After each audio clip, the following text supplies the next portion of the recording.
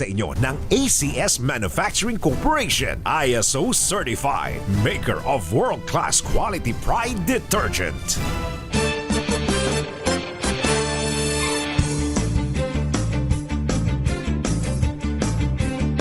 ACS Balita. ACS Balita. Magandang umaga, Pilipinas! Good morning, Metro and Mega Manila! Magandang umaga ho sa lahat ng ating mga kababayan sa mga lalawigan at sa lahat ng Pilipino saan mang panig ng mundo. ACS Balita. Arto na ang ating mga ACS Balita. ACS Balita. Pangulong Bongbong Marcos nakakuha ng 3.4 bilyong dolyar na halaga ng mga investment at mga investment pledges mula sa mga negosyanteng Hapon. Pilipinas nagbukas ng 3 bagong direktang ruta mula sa China. 4 na lugar ni-raid na ng PNP, CIDG at NBI. Sa hinalang dito nagtatago si Senator Bato. Senator Cheese, kakasuhan ng ombudsman ng plunder at graft, maging indirect bribery kaugnay pa rin sa umano'y 586 million pesos na kickback. Repair work sa napinsalang EDSA Tramo flyover sa lungsod ng Pasay, sinimula na ng DPWH.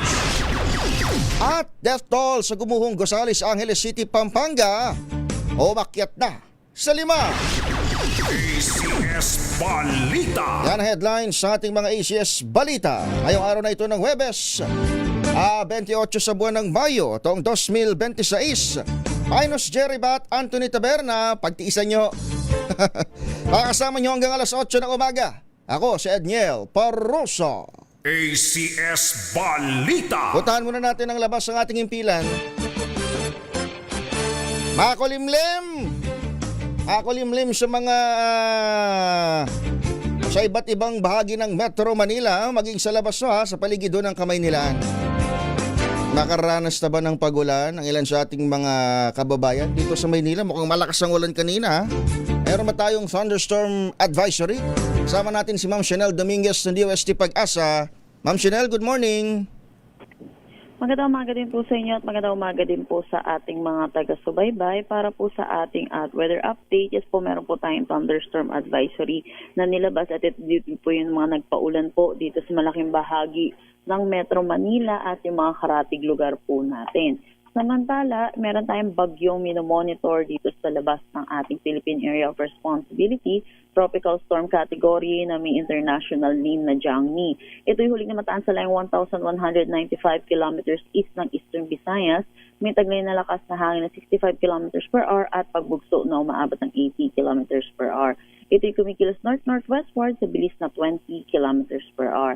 Inaasahan po natin yung trough or yung extension ng kaulapan nitong bagyo ay magdadala ng mga pag-ulan dito sa eastern section ng Mindanao. Samantala, yung southwesterly wind flow naman ay magdadala rin ng mga pag-ulan sa western Visayas, Negros Island region, Zamboanga Peninsula, Soc-Sargent, Barm, Lanao del Norte, Misamis Occidental at Palawan. For Metro Manila and the rest of our country, magiging maaliwalas pa ng ating panahon pero asahan din natin yung mga localized thunderstorm lalo na po sa hapon at sa gabi. At yan po muna latest dito sa Pag-asa Weather Forecasting Center. Yes po. Itong naranasan natin ng mga pag-ulan over dito southern Metro Manila, dito sa may Maynila din, lungsod ng Maynila. Ito na yung thunderstorm na sinasabi nyo, in effect pa ho yung thunderstorm advisory para sa coming next 2 hours, 2 to 3 hours. Yan na po yung thunderstorm po. So sa ngayon lifted na? Sa ngayon po, hindi pa naman po, pero inaasahan po natin yung Rizal po, may mararanasan pa po silang mga pag-ulan. So Metro Manila at Rizal hanggang sa, susunod na 2 hours, Ma'am Chanel? Yes po, tama po. Alright, maliban doon Ma'am sa Metro Manila at Rizal, alin pa dito sa Luzon area na lang? Ayun, dahil binanggit nyo na sa may Bismin Yung makaranas pa ng mga pag-ulan na inaasam-asam natin mga kababayan ngayong mainit ng panahon. Sa ngayon po, wala po tayong nakataas sa thunderstorm advisory po sa anumang parte po ng ating Northern Luzon at Central, sa ilang bahagi po ng Central Luzon. Meron naman po tayo ay naasahan po mga pag-ulan pa rin naman po sa karatig lugar po natin, kasama na rin po sa main Nueva Ecija po. Itong sinasabi nyong tropical storm, medyo mataas itong kategory ng bagyo sa labas ng PAR. May possibility ba na dumaplis, pumasok sa loob ng ating teritoryo? Yes po, papasok po ito ng ating Philippine Area of Responsibility. Papangalanan po natin itong doming pero hindi po natin ito nakikita na maglalandfall po sa anumang kalupaan po ng ating bansa. Kailan ang pasok, ma'am, ni Bagyong Domeng? Posible po ito pumasok mamaya po or bukas. Mamayang gabi. Yes po. Mamayang gabi. Pero sa ngayon, yung trough o yung extension niya yung naka-apekto dito sa may eastern, o sa may Mindanao area. Yes po, yes po. Ma'am, sorry, namintis lang namin. Ano ulit yung nagpapaulam diyan sa ilang area pa ng Visayas at Mindanao? Ito po ay yung southwesterly wind flow. Southwesterly wind flow. Hanggang gaano ka lalang ulan yung atin namang mararanasan ng mga kababayan natin diyan, ma'am? Moderate to at times heavy rains po. Within the day lamang ito. Itaasahan po natin, lalo na po may bagyo po tayo. Ito po yung paunang bugso po ng southwest monsoon or habagat. So, sa mga susunod na araw po, inaasahan po natin, lalakas din po ito dahil po meron po tayong bagyo which is hihilain niya po enhance niya and inaasahan po natin hanggang typhoon category po itong bagyo natin. Wow. So aabot ng typhoon category yung bagyo pero ano magiging pinaka-epekto niya sa ating bansa?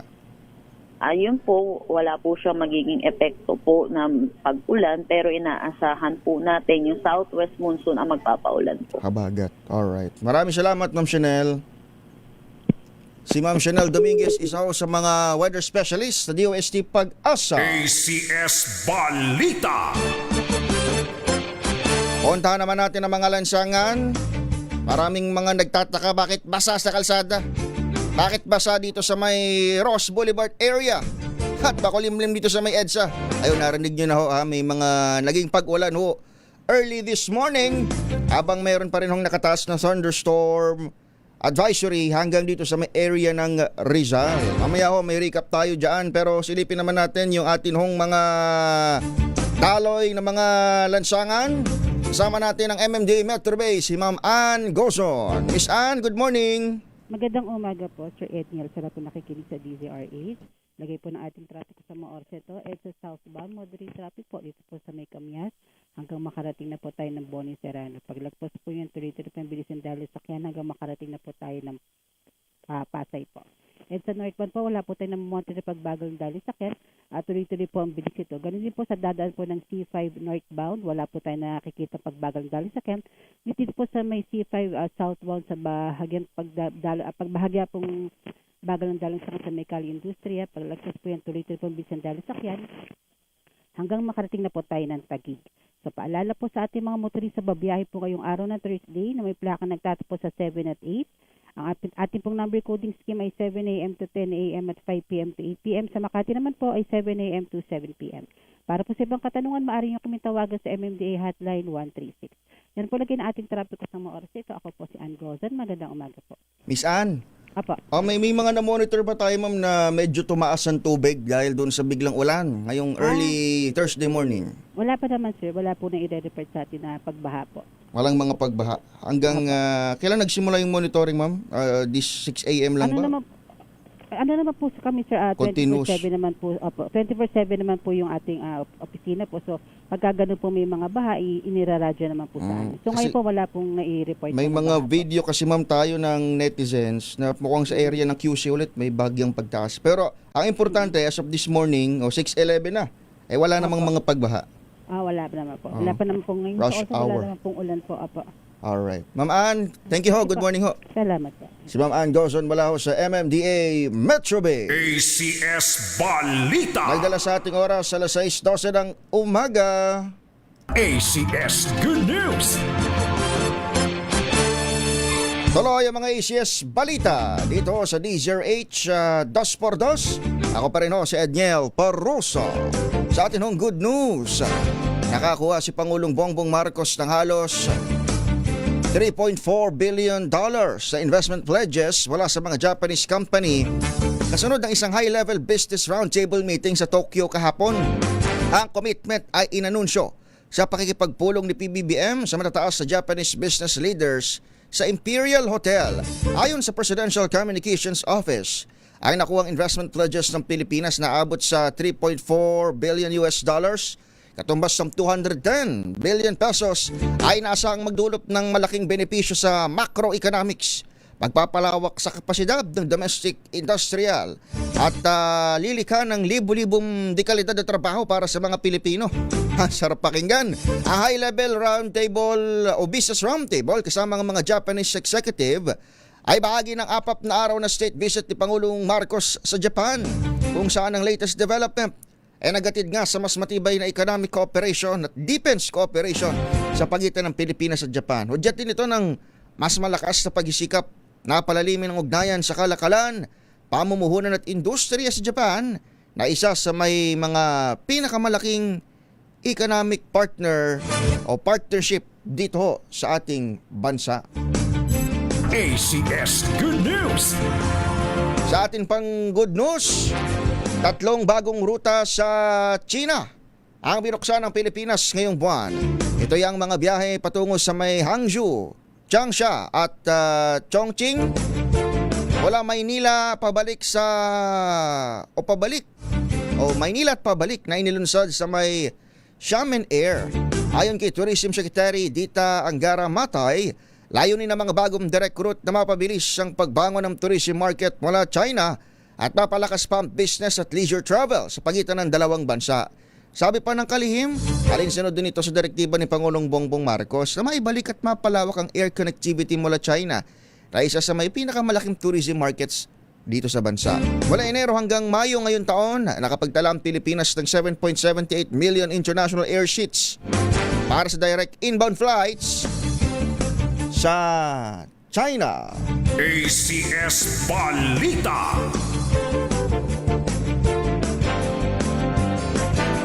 Yan ho ang umpisa pa lamang nating mga ACS Balita sa ating pagbabalik. Halikan natin itong mga uulaning mga lugar.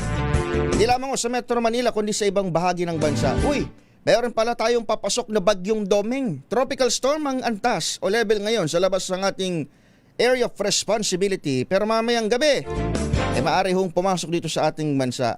Para na umabot sa typhoon category. Pero ano bang magiging epekto niyan sa atin hong buhay-buhay? Magpapaulan na ba?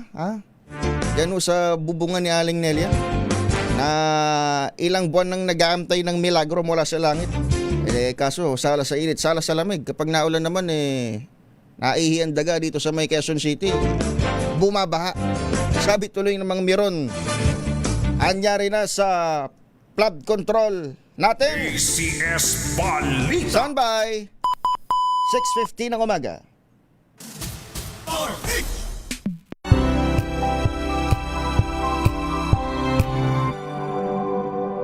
Tinesting, sinuri, siniyasan.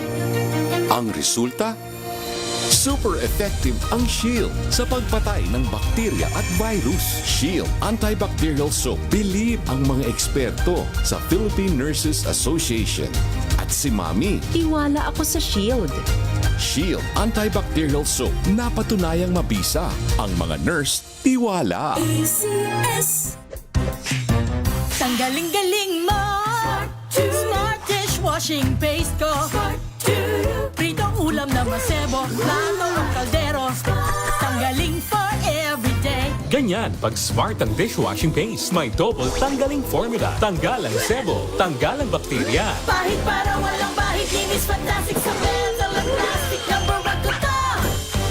Tanggaling-galing mo. Smart dishwashing paste. ACS. May nagbago. May arte. May budget. Akala nyo lang yon. So solid. White Rose Papaya. Wow, White Rose. White Rose Papaya. Wow, White Rose. White Rose Papaya. May glow up with White Rose Papaya. White Rose Papaya. May puti power times 2 kasi may papaya at niacinamide. May shea butter and tea tree oil pa. Kutis sulit ang glow up. Glow up with White Rose Papaya. White Rose Papaya. Kutis sulit ang glow up. ACS. Sa lahat ng bagay, simula pa lang, siguraduhing max protection na. Kasi pag kulang ang proteksyon, baka madaling masira. Sa ngipin, dapat may max protection din. Max Alaga ng Unique Toothpaste. With Max Protect Formula. Helps stop cavities before they start. While keeping breath fresh. Try Unique Maximum Fluoride Protection. Para Max Alaga, Max Protektado. ACS. Wow, ang saya. Isang barangay na labada, puro mancha pa. Goodbye, pahinga. Mommy, isang laba lang yan sa Pride Bar Blue. May powerful stain-away enzymes na malupit sa dumit mancha. At di masakit sa kamay. Isang laba lang yan. Hello, pahinga. Hello, Pride Bar Blue. ACS. Jiggy Manikad po. Bilang isang broadcaster, mahalaga sa akin ang tamang impormasyon sa lahat ng bagay, kahit sa kape, mapanuri ako. Kaya dito ako susubukan ng MX3 Coffee. Ito'y low acid, cholesterol free, at may vitamin C plus calcium. Sigurado ako sa MX3 Coffee. Dito ako bilib.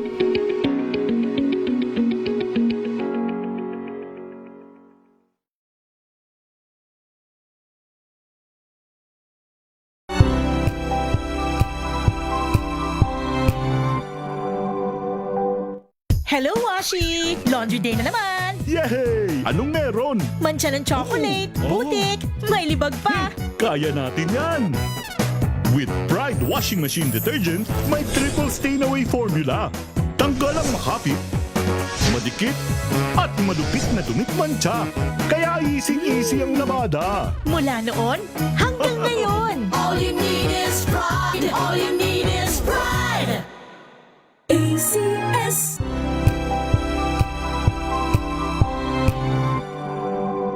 Triple stain-away formula, katanggalang makapit, madikit, malupit na dumit mancha, kaya easy ang labada.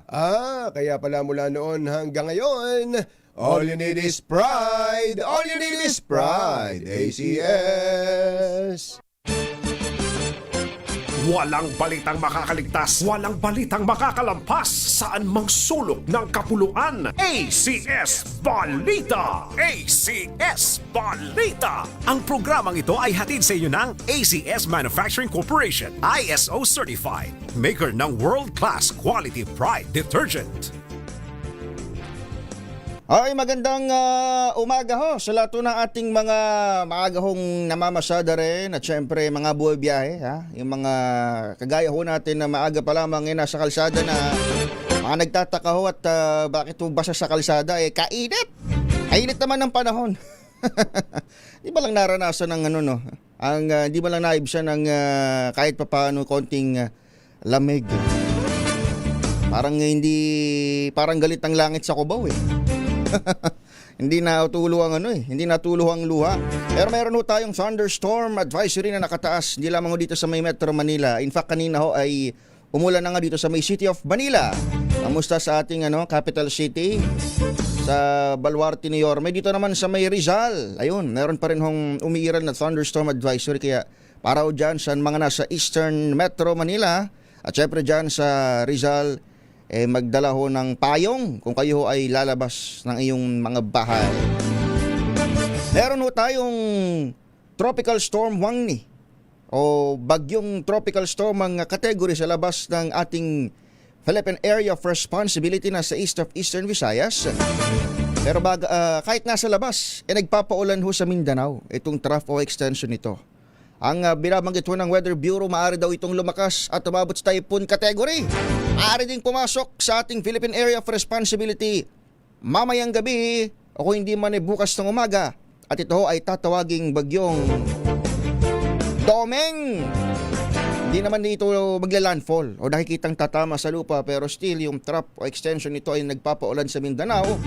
At ito ho ay humahatak sa hanging habagat. Ayun na. Naririnig na ho natin, Boset, yung terminong habagat. Kapag habagat, alam na natin ang kasunod niyan. Mga pag-ulan, mga pagbaha. Bagamat tayo ay nasa tag-init pa rin, nasa hot and dry season. Tuloy, napapatanong marami. Anyari na doon sa ating flood control. Naku po! ACS Bal. Alas 6:22 ng umaga, standby ho sa ating mga kasama sa labas ng himpilan. Nakatutok pa rin ho si Ate Tina Nolasco dyan ho sa lungsod ng Maynila. Si Kuyang Sherwin Alfaro nandyan ho sa may Bacoor, Cavite. Si Miss Grace Sansano mula naman dyan sa Angeles City sa Pampanga. Mamaya silipin ho natin ang kanilang mga balita. Samantala, sabay-sabay na sinalakay ng pinagsanib puwersa ng Philippine National Police, Criminal Investigation and Detection Group, maging ang National Bureau of Investigation, ang ilang lugar na hinihinalang pinagtaguan ni Senador Ronald De La Rosa dito sa Metro Manila maging sa Central Luzon. Ayon kay Interior Secretary John Vic Remulla, kabilang sa mga ni-raid ay isang bahay dito sa may barangay Moonwalk sa Parañaque at isa pang lokasyon sa Bulacan. Gayunman, biguang otoridad na matagpuan at mahuli si De La Rosa. Nagaroon din ang operasyon sa isang subdivision sa Angeles City sa Pampanga kung saan sinasabing pagmamayari ito ng tsuhin ni Senador Robin Hood Padilla. Ayon sa barangay official, hinihinalang ang pick-up truck na nakaparada sa naturang bahay ang ginamit umano ni De La Rosa matapos umalis sa Senado. Pero sa atin hong panayam kay Barangay Chairman Joseph Ponce, kanyang binabanggit na noong nakaraang linggo pa, nagsabi sa kanya yung tsuhin ni Senator Robin Hood Padilla, si Lakay Carino sa ating interview. Last week pa raw nagsabi na aalis muna. Pero alam niyo ba kung saan nagpunta? Hindi alam ng CIDG kung saan nagpunta. Hanapin niyo dito, sa Capital City. Naharap ngayon sa reklamong plunder sa Office of the Ombudsman si dating Senate President Francis Escudero. Kaugnay ito nang umano'y pagtanggap ng mahigit sa 586 million pesos na kickback mula sa flood control projects. Patay sa ulat, lumabas sa investigasyon ng Ombudsman na umano'y tumanggap sa Escudero ng 306 million pesos at 280 million pesos mula sa mga proyekto. Batay na rin sa naging testimonya ni dating Undersecretary Roberto Bernardo ng DPWH. Sinasabing kinolektang mga kickback ni Maynard Ngu na itinuturong bagman ng senador at umano'y nagbigay rin ng 30 million pesos sa campaign funds itong 2022 elections. Sa kanyang counter affidavit, paring itinanggi ni Escudero ang mga alegasyon at sinabing hindi niya inatasan si Ngu na kumilos para sa kanya. Iginip din ng dating Senate President na pabago-bago at hindi nagkakatugma ang mga pahayag ni Bernardo kabilang ng umano'y bago aligasyon patungkol sa 306 million pesos na kickback. ACS Balita. Umabot na sa humigit kumulang 47 billion pesos sa kabuang halaga ng mga na-freeze na assets kaugnay sa investigasyon ng flood control scandal. Kinumpirma sa DZRH News ni Undersecretary Aboy Paraiso, Chairman ng Technical Working Group ng dating Independent Commission for Infrastructure o ICI. Nahabatay ito sa pinakahuling datos sa tinalakay sa pagpupulong ng grupo at posible manong madagdagan habang tumatakbo ang investigasyon. Samantala, hindi muna idinitalya ng opisyal kung sino-sino ang sakop ng mga freeze order, kabilang mga bank account at real properties alinsunod sa utos ng korte. Inamin naman ni Paraiso na pansamantala natigil ang trabaho ng Technical Working Group matapos buwagi ng ICI noong March 31. Sa kabila nito, sinabi niya nagkaisa ang mga miyembro ng ahensya na muling mag-convene sakaling atasan ng Department of Justice o ng Ombudsman. Sabi sa amin about the reconstitution of the TWG and we adjourned. Everyone manifested their willingness to convene again once called for. Where we were expecting that it's either the Ombudsman or the DOJ would be reconvening the TWG, but as of now, wala. Pero what I can assure everyone is each individual agency is still performing and continuing to work for the assets recovery as individual agencies. The last na nakita na, if I remember correctly, medyo matagal na. It's around 447B. Sa iba nating balita, alas 6:26 ng umaga, sinimulan na ng Department of Public Works and Highways ang repair work sa pagsasaayos sa nasirang bahagi ng EDSA Taramo flyover sa lungsod ng Pasay. Kasunod ng report na may nakausling semento sa pader na nasabing flyover. Kagad ipinagutos ni DPWH Secretary Vince Dizon ang pagsasaayos sa EDSA Taramo flyover upang maiwasan ang aksidente at perwisyong maaring maidulot ito sa publiko. Ay kay Secretary Dizon, inaasahang matatapos ang pagkukumpuni sa flyover sa loob ng 3 araw. Ayon sunod sa direktiba ni Pangulong Bongbong Marcos. So kung sinimulan na, may 2 days na lang sana. Nakita niyo yung sa mga nadaan dyan sa Pasay, nakausling semento dyan sa tulay. Ang direktiba raw na nanggaling sa Pangulo ay namatiyak na ligtas ang pangunahing lansangan upang maging maayos ang daloy ng trapiko sa mga motorista at mga commuter. ACS Balita. Isa pang bangkay ang natagpuan o nahugot na mula sa gumuhong siyam na palapag na gusali sa barangay Balibago, Angeles City, Pampanga. Ang ikalimang labi ay natagpuan pasado alas 6 kagabi sa Sector 1 ng gumuhong building sa tulong ng mga canine dog mula sa Philippine Coast Guard. Hindi pa inilalabas ng otoridad ang identity habang nagpapatuloy ang retrieval operations na may kasamang pag-iingat sa harap ng unstable debris at patuloy na clearing sa lugar. Dahil sa bagong update, umabot na nga sa 5 death toll, kabilang isang Malaysian national na isang PWD na unang inireport na nanunuluyan sa katabing hotel lamang at naapektuhan ng pagbagsak ng ginagawang gusali. ACS Balita. Inigpitan pa ng pambansang pulisyang seguridad sa site ng gumuhong gusali sa Angeles City, Pampanga. Ay kay PNP Chief Police General Jose Melencio Nartatis Jr., magdedeploy pa sila ng tututok sa traffic at crowd control. Dagdag ng top cap, prioridad nila ang pangalagaan ng dignidad ng mga nadaganang construction worker at mapabilis ang paggalaw ng mga rescuer. Maugunitang nagsagawa ng retrieval operations sa otoridad nang walang ma-detect na signs of life sa gumuhong gusali. Pero sa pinakahuling development, bumuo na nga raw ng isang fact-finding team ang Criminal Investigation and Detection Group o CIDG para maimbestigahan ang nangyaring pagguho ng nasabing gusali sa Angeles City, Pampanga. Ayon kay Interior Secretary John Vic Remulla, magsasagawa ng masusing pagsusuri ang mga eksperto at engineers upang matukoy kung bakit bumagsak ang gusali na kinasawi ng 4 na katao. Sabi ng kalihim, posibleng maharap sa kasong kriminal ang may-ari at kontraktor ng gusali dahil sa umano'y kapabayaan. Tinutukoy din nito ang pagtulong ng o tinuloy rin ng pagtulong ng mga construction workers sa loob ng construction site na bawal daw sa batas o tinukoy rather. Sama rin sa inimbestigahan ng ilang city officials sa maring managot kung mapatunayan nagkulang sa inspeksyon ng proyekto.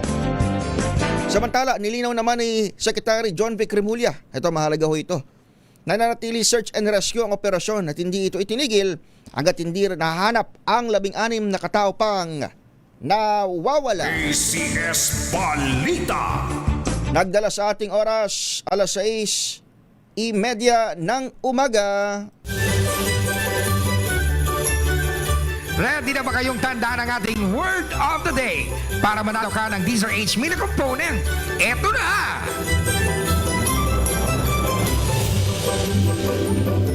Ay, ang ating Malacash promo ngayong 28 ng Mayo 2026 kasama ang Charm Fabcon Purple Eternity ay nandyan ngayon sa Barangay Maligsidos. Aba, nasa Etibac.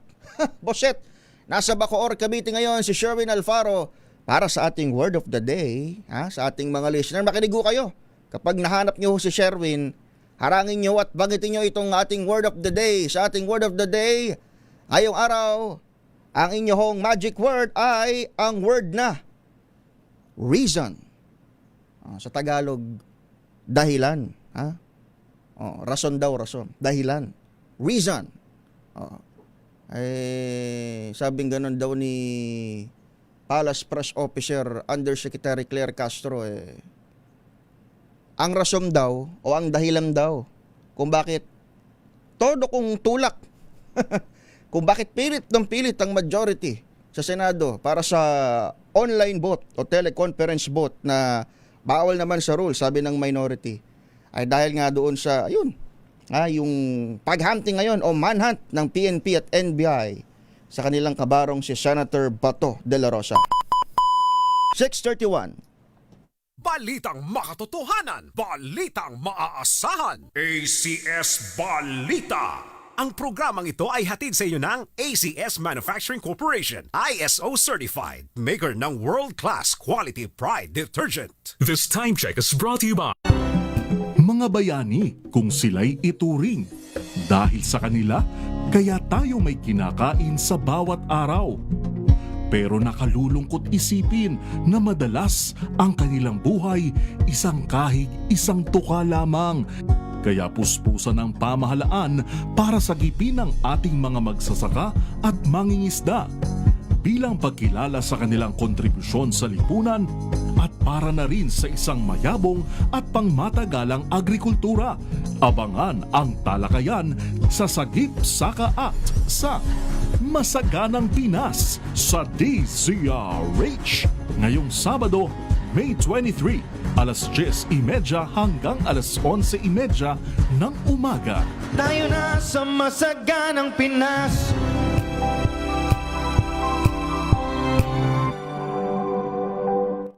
Maulan man, no worries na amoy kulog ang damit. Charm Fabcon, pamong kumakabloom, tanggal amoy kulog sa bango ng charm. Kaya gamit ko, Charm Fabcon with Bloom Fresh Technology. Kills 99.9% of kulob-causing bacteria. May aroma burst pa of thousands of flowers and berries. Ang sampay sa loob, no amoy kulob. Pamong kumakabloom sa charm. Charm Fabcon. ACS. May nagbago. May arte. May budget. Akala nyo lang yon. So solid. White Rose Papaya, wow, white rose. White Rose Papaya, wow, white rose. White Rose Papaya. May glow up with White Rose Papaya. White Rose Papaya. May puti power times 2 kasi may papaya at niacinamide. May shea butter and tea tree oil pa. Kutis sulit ang glow up. Glow up with White Rose Papaya. White Rose Papaya. Kutis sulit ang glow up. ACS.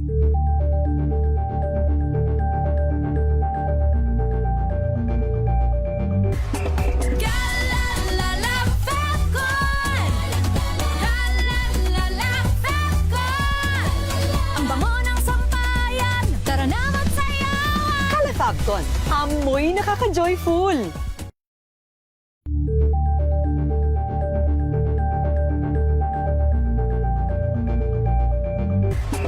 Galalala Fabcon. Galalala Fabcon. Ang bango ng sampayan. Tara na magsayawan. Kalafabcon, amoy nakaka-joyful.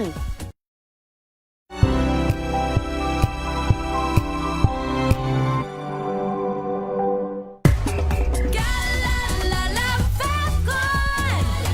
Galalala Fabcon. Ang bango ng sampayan. Tara na magsayawan. Kalafabcon, amoy nakaka-joyful.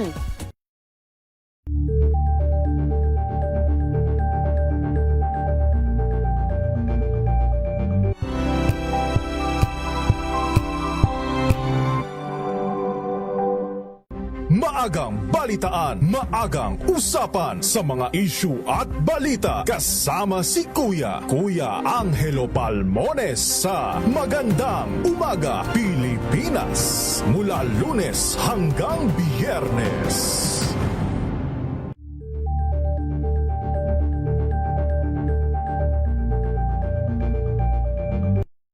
Certified ng umaga.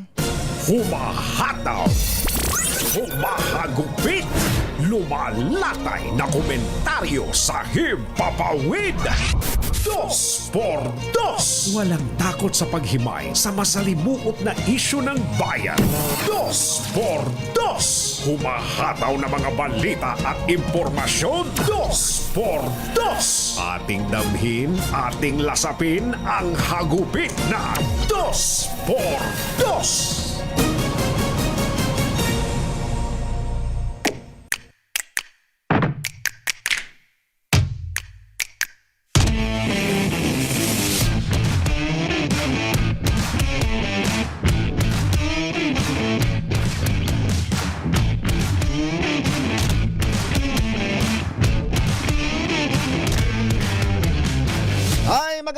Magandang umaga, Pilipinas! Good morning, Metro and Mega Manila! Sa lahat po ng ating mga kababayan sa mga lalawigan, kahit po yung mga inuulan dyan, sana all. Wag lang po kayong babahayin, of course. At sa lahat po ng Pilipino saan mang panig ng mundo, ito ho ang DZRH 2x2. Pero kung mapapansin nyo, baka lang naman. Baka lang napapansin nyo. Wala ho ang atin hong mga idolo ha. Medyo may emergency lamang ho. Na Jerry Baha at Anthony Taberna. Kasama niyo ho ang inyong lingkod ngayong umaga. Ako po si Edniel Parroso. Kamusta ho kayo? Nabasa na ba yung iba? Yung iba paano mababasa? Nagtatago. Sabi ng CIDG Asa na nga ba yun? Confirmed. Isa itong hindi lamang daw, sabing ganun, batay sa kanilang investigasyon. Yung nangyaring pagtakas, ayaw pa nga sabihin pagtakas. Agali sa Senado noong mga unang mga oras ng May 14 ay isa lamang daw hitch ride. Pinasakay ko lang gusto lumabas sabi ng ating mga intelligence officer. Batay sa assessment ng Criminal Investigation and Detection Group, ito ay isang highly coordinated at pre-planned logistical maneuver to avoid detection. Mabigat yun Isang plinanong pagkilos para makaiwas sa mata ng otoridad. Dahil dyan, ayun na. Ay narekomenda ng makasuhan na obstruction of justice maging si Senator Robin Hood Padilla. At ang sinasabi ng otoridad, meron daw isang sasakyan nagsilbing security vehicle. Yun ang dapat itong maimbestigahan pa. Isang sasakyan nagsilbing security escort at isang backup. May backup na sasakyan na maaring pinaglipatan. Kung ano yung specifics niyan, malalaman natin within the day sapagkat maya-maya lamang nangako ng iba pang detalye ang atin hong CIDG. Tabayanan nyo dito sa DZRH. Kasama ko sa mga pinuntahan ng CIDG kahapon para i-implementa yung arrest warrant sana kay Senator De La Rosa ay yung bahay kung saan naka-address, Boss Het, yung sasakyan na sinasabing backup vehicle. Nandyan daw sa Angeles City, Pampanga. Kausap ko kahapon itong mga opisyal ng barangay at ang binabanggit. Alam niyo ba na yung bahay na na-raid ng CIDG? May more or less 1 kilometer lang yung layo. Dito sa Guho, yung gumuhong gusali dyan sa Angeles City, Barangay Balibago rin. Correction lamang dun sa binanggit ko kanina, hindi pa pala nahuhugot yung ikalimang bangkay doon sa guho ng lupa. Nakatutok dyan si RH25 Grace Ansano. Miss Grace, kamusta dyan? Yeah, so far, tuloy na naman ang panibagong araw ngayon. Dito nga sa giniganagawang etong search, rescue, and retrieval.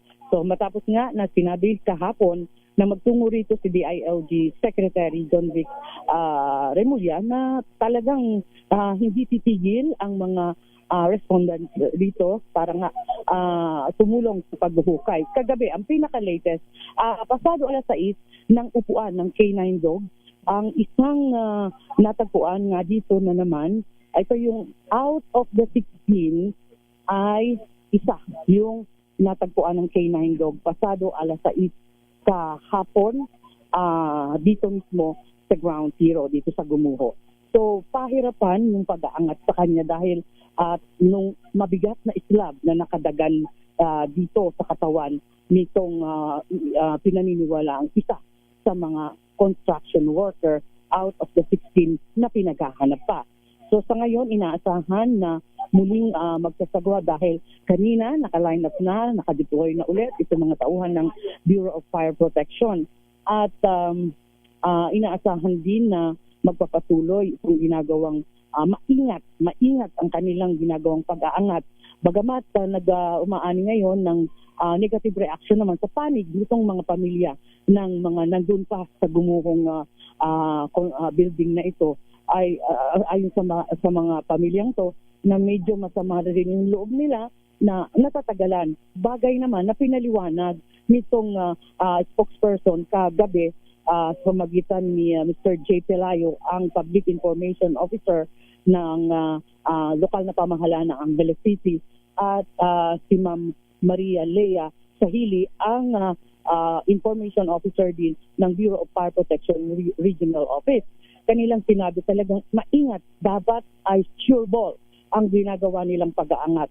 At sa pamagitan nga ng boom ay nakaka-penetrate na yung ating mga tauhan ng Bureau of Fire para nga mag-dig na yung mga sinasabing nandun pa nga rin sa ilalim.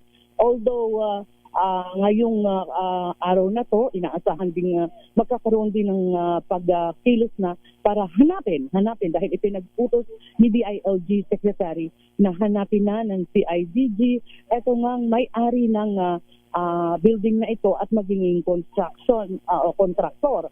At dahil nga simula nung mangyari ito ay hindi ito nagpakita hanggang sa mga oras na ito na dapat nandito siya. May mga dapat na ipaliwanag daw, lalo na doon sa pagtatayo nito at sabi nga rin ni Dole Secretary Tolentino kahapon na magpunta rin siya rito na talagang kinakailangan may managot sa nakita niyang sitwasyon dito nga sa pagbuho ng building na ito. So maya-maya magbibigay pa tayo ng kaukulang development dahil ngayong umaga magbibigay ulit ng press briefing itong sina Mr. J. Talayo at si Fire Superintendent Sahili. So yan muna kung ating yes. Ilinawin lang natin yung panglima na nakita ay ongoing pa rin yung pag-retrieve sa kanya sapagkat sabi mo nga nung una pahirapan pa yung paghugot doon sa pinakalabi. Pero identified, malamang hindi pa identified pero tukoy na yung location rather kung saan nakita yung signs of bangkay. Yes, tukoy na yung location nitong isa sa 16 na natagpuan na una kahapon dito nga sa Gumuho. Pero hindi pa rin nagbigay sa amin ng statement ang tagapagsalita na si Ma'am Sahili dahil nga hindi pa siya nare-retrieve. Hindi rin nila sinabi pa sa amin kung lalaki at babae. Pero makikita sa video na kuha ng Bureau of Fire Protection na pinapadala rin sa amin dahil hindi kami talaga pwedeng lumapit. Nasa 50 meters radius away from the ground zero kami. Hindi kami pwedeng pumasok doon. So, binibigyan lang kami, pinisidan kami ng mga photos, ng mga video ng Bureau of Fire Protection. So, based doon sa pinadala sa amin, makikita doon na nandoon ang taga Bureau of Fire, nandoon yung K9 dog, at doon itinuro. Then may video na rin. May binigay na rin sa amin video na makikita yung nadaga ng construction worker. Pero hindi pa ito in-identified yung name dahil kailangan pang ilabas at alamin kung sino ito. So ngayon, ano talagang status? Search and rescue, search and retrieval? Kasi kahapon, sabi mo nga, dumating si Secretary John Vic, pinagutos ibalik yung search and rescue operation sa Miss Grace. Tama ka kasi base dun sa ating yung sa record sa kasaysayan, matatandaan nyo yung matinding lindol sa Baguio 2 weeks ago nang nakalilipas pero nakakuha pa rin doon ng buhay. So ganun katindi yung pag-asa nung ating mga otoridad dito. Although yun din yung sinasabi noon pa man ng pamilya itong kaanak noong mga nandoon na nadaganan. Sana nga raw yung bang mabigyan ng para lumakas pa rin yung loob dahil naniniwala sila na kung yung bang lakas din na atatang ng dibdib ng mga kaanak nila na kayang makasurvive ng kahit 3 araw, 4 na araw, 5 araw basta may tubig doon na pumapatak na nakukuha. Although pwede kasi nga naman na mayroong space or whatever pero yung bang pag-asa na merong buhay pa doon na natitira sa loob. So yun yung hindi nawawala sa kanila. Masakit sa kalooban ng sabi mo nga yung mga pamilya nakikita napakaraming tao dyan, BFP, Coast Guard, Police pero halos mano-mano kung ilip yung mga bato talagang masakit sa dibdib yung ganyang senaryo. Maraming salamat Miss Grace. Okay, so yan muna ang ating update mula dito sa Ground Zero na bumagsak na building dito sa Balibago, Angeles City. Ito si RH25 Grace Vera Sansano. Una sa Pilipinas, una sa Pilipino. Maraming salamat Miss Grace Sansano. 6:46 na ng umaga, puntahan natin itong lungsod ng Maynila. Ang Department of Environment and Natural Resources ililipat na raw ang 2 puno ng Nara sa bahagi ho ng Loton, Ermita, Maynila ngayong araw na ito ng Huwebes. Tinutukan niya ni RH9. Tina Nolasco. Tina, magandang umaga. Edwell, magandang umaga. Isasagawa nga ngayong araw ng Department of Environment and Natural Resources ang paglilipat ng 2 puno ng Nara dito sa Bean Street at Hidden Garden sa Loton, Ermita, Maynila. Itong dalawang puno ay naunang sumailalim sa proseso ng earth bombing kung saan maingat na hinukay ang maugat kasama ang lupa nito mula sa Quirino Avenue para mailipat ng lokasyon. Ayon sa DNR, ang hakbang na ito ay bahagi ng kanilang environmental safeguard measures o itong paglilipat o earth bombing ng mga puno. Layo nito nga maisalba itong mga malulusog na punong naapektuhan ng itatayong SALEX o Southern Access Link at Tuesday na kukonekta nga sa Metro Manila Skyway Stage 3. Inaasahang pangungunahan mamayang alas 10, pasado alas 10 ng umaga ng mga opisyal ng DNR sa pangunguna ni Assistant Secretary for Legal Affairs Enforcement, Human Resource at Field Operations Luzon na si Norlito Enaran at PNRNC Regional Executive Director Michael Drake Matias ang paglilipat ng dalawang puno ng Nara na nasa likod ko ngayon. At kung sa kasalukuyan, no, Ednel, handa na itong dalawang hukay na pagtataniman ng dalawang puno ng Nara. Itong nasa gilid ko ngayon, itong pinakamalaking hukay. Dalawa kasi itong puno, yung isa medyo maliit at yung isa pinakamalaki. Ito ayon sa mga tauhan ng ATE o AICC dito, ito ay may lalim na 1.3 meter at 2.5 meters naman ang lapad. Dito naman sa bandang kanan ko, Edniel, yung kabilang nagtataniman itong punong Nara ay mas maliit itong hukay na ito dahil ito dito ilalagay yung mas maliit na Nara na may halos 1 metrong lalim at 1.3 na lapad. Alright. Edniel. Back to you, Edniel. Mula rito sa Ermita Maynila, ito si RH19 na Velasco para sa DZH. Una sa Pilipinas, una sa Pilipino. Maraming salamat ang ating Manila girl, RH9 Tina Nolasco, sa ating pagbabalik. Grabe naman ito. Anong sa inyo ho dito mga kaibigan, mga kababayan? Pabor ba kayong mag-online voting na lang? Ano yan? Online classes yarn? Wanted na nga ho ng batas eh. Bibigyan pa ba natin ng privilege? Yun ang sinasabi ng iba. Habang para naman sa iba very simple, wala ito sa rules.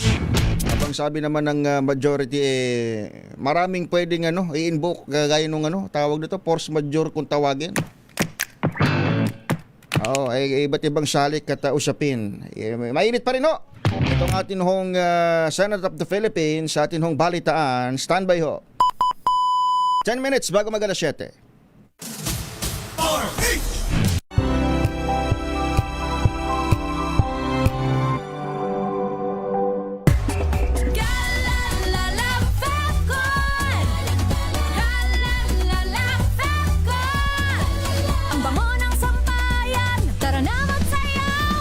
Fabcon, amoy nakaka-joyful.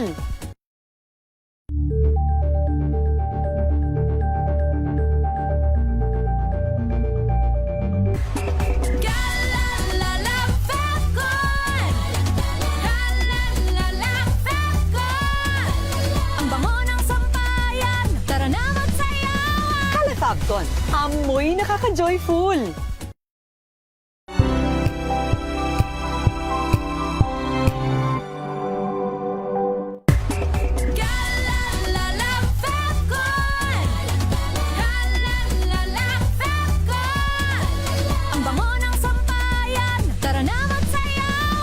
Fabcon, amoy nakaka-joyful.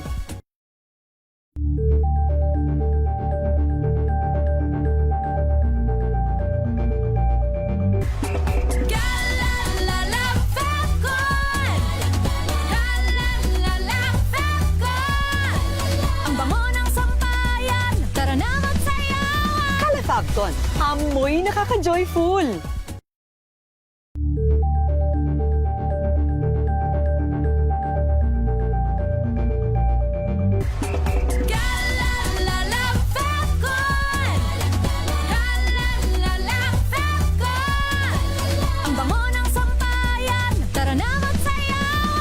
Fabcon, amoy nakaka-joyful.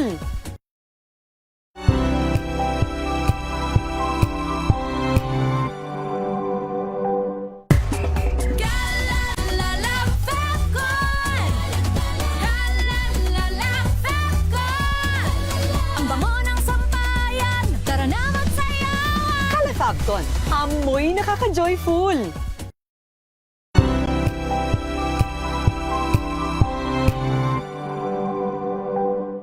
We've got you covered. From the hottest hits, exclusive interviews, kilig to the bones fan meet experience, and hataw performances of your favorite stars.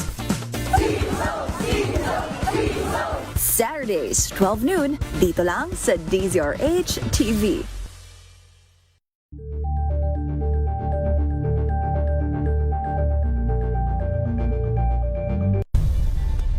Nagsimula sa pangarap hanggang sa maabot ang tagumpay. Iba't ibang kwento, iba't ibang mukha ng atletang Pilipino. Mas pinatindi, mas pinalakas, at mas pinaaksyon sa Match Point tuwing Sabado, 12:30 ng tanghali sa DZRH TV.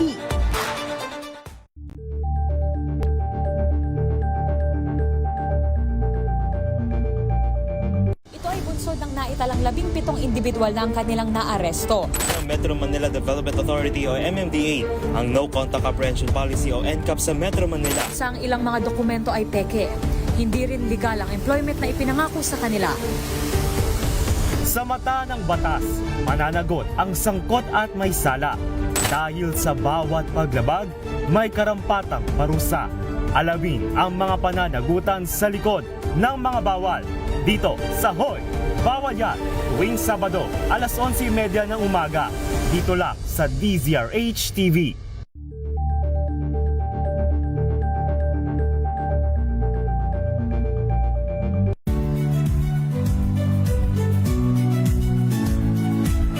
Magandang araw mga kaibigan. Ito po ang inyong balerina ng bayan, si Lisa Macuja Elizalde na nag-aanyaya sa inyong samahan kami at ang aming mga espesyal na panauhin para sa kalahating oras ng masayang kwentuhan sa aming programang Art to Art, kung saan ang usapang sining at kultura ay para sa lahat.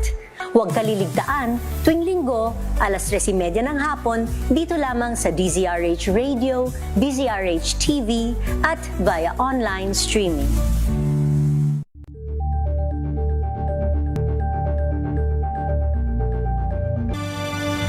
RH 6:55 ng umaga.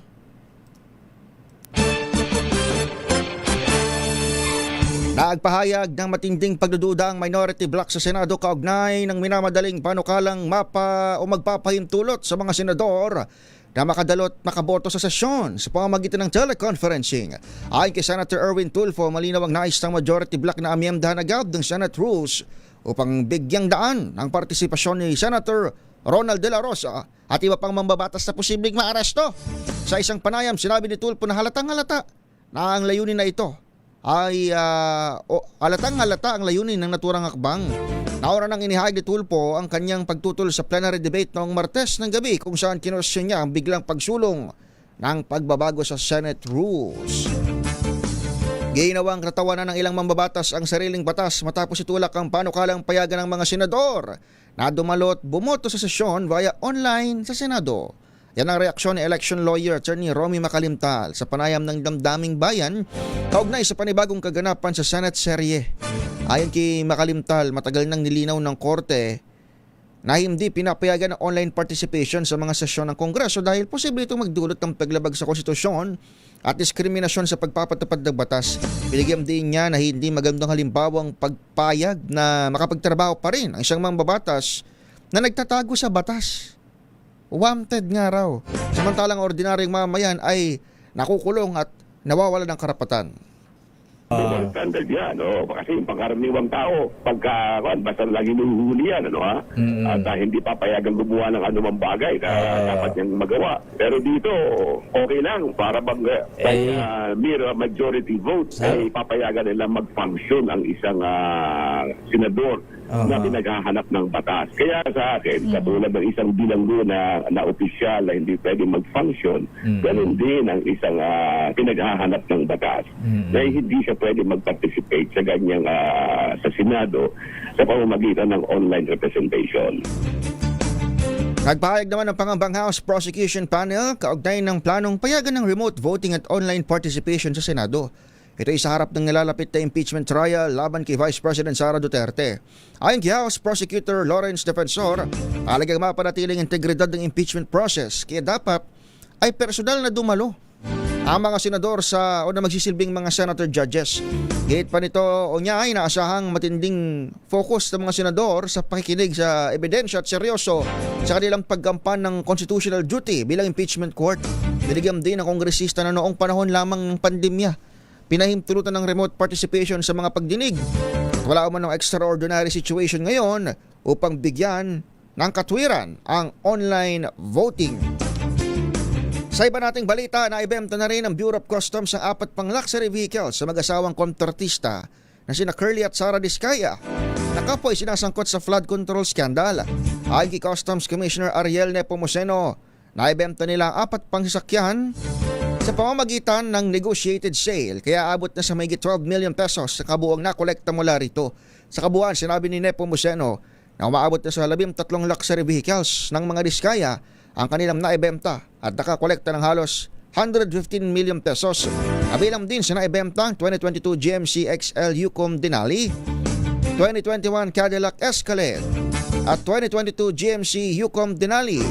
Kasama sa naibenta ang isang 2009 Volvo XC90 na nagkakahalaga ng 70,000 pesos. Ginihip ni Nepomuceno na ang nasabing hakbang ay bahagi ng kanilang patuloy na pagsisikap sa transparency, accountability at maayos na pamahala sa mga nakumpiskang ari-arian.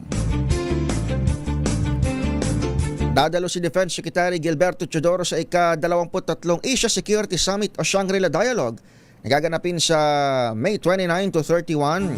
Kakasama ni Teodoro sa Singapore ang mga defense chief at military leaders mula sa iba't ibang bansa sa Indo-Pacific region. Nagbibigay ng plenary talk si Teodoro na may temang Evolving Security Partnership in a Fragmenting World.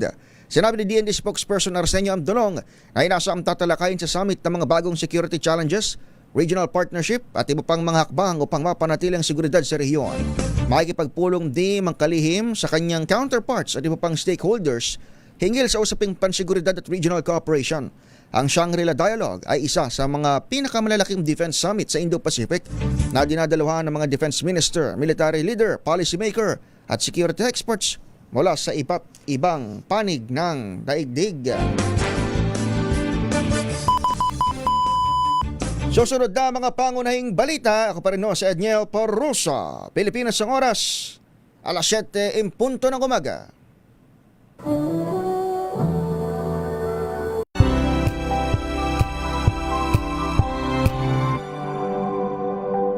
Wow, ang saya.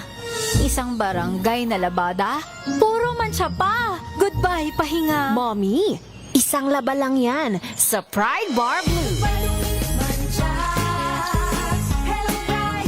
May powerful stain-away enzymes na malupit sa dumit mansya. At di masakit sa kamay. Isang laba lang yan. Hello, pahinga. Hello, Pride Bar Blue. ACS. Tanggaling-galing mo. Smart dishwashing paste ko. Pritong ulam na masebo. Plato ng kaldero. Tanggaling for everyday. Ganyan pag smart ang dishwashing paste. May double tanggaling formula. Tanggalang sebo, tanggalang bakterya. Pahit para walang bahid. Linis fantastic sa metal at plastic. Number 1 ko to. Tanggaling-galing mo. Smart dishwashing paste. ACS. Sa lahat ng bagay, simula pa lang, siguraduhing max protection na. Kasi pag kulang ang proteksyon, baka madaling masira. Sa ngipin, dapat may max protection din. Max Alaga ng Unique Toothpaste. With Max Protect Formula. Help stop cavities before they start. While keeping breath fresh. Try Unique Maximum Fluoride Protection. Para Max Alaga, Max Protektado. ACS.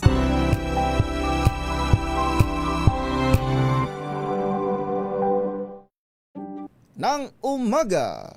Balitang bagong-bago. Balitang dapat alam mo. Balitang magdadagdag ng talino. Dahil bagong impormasyon, makibalita. Unang-una sa DZRH.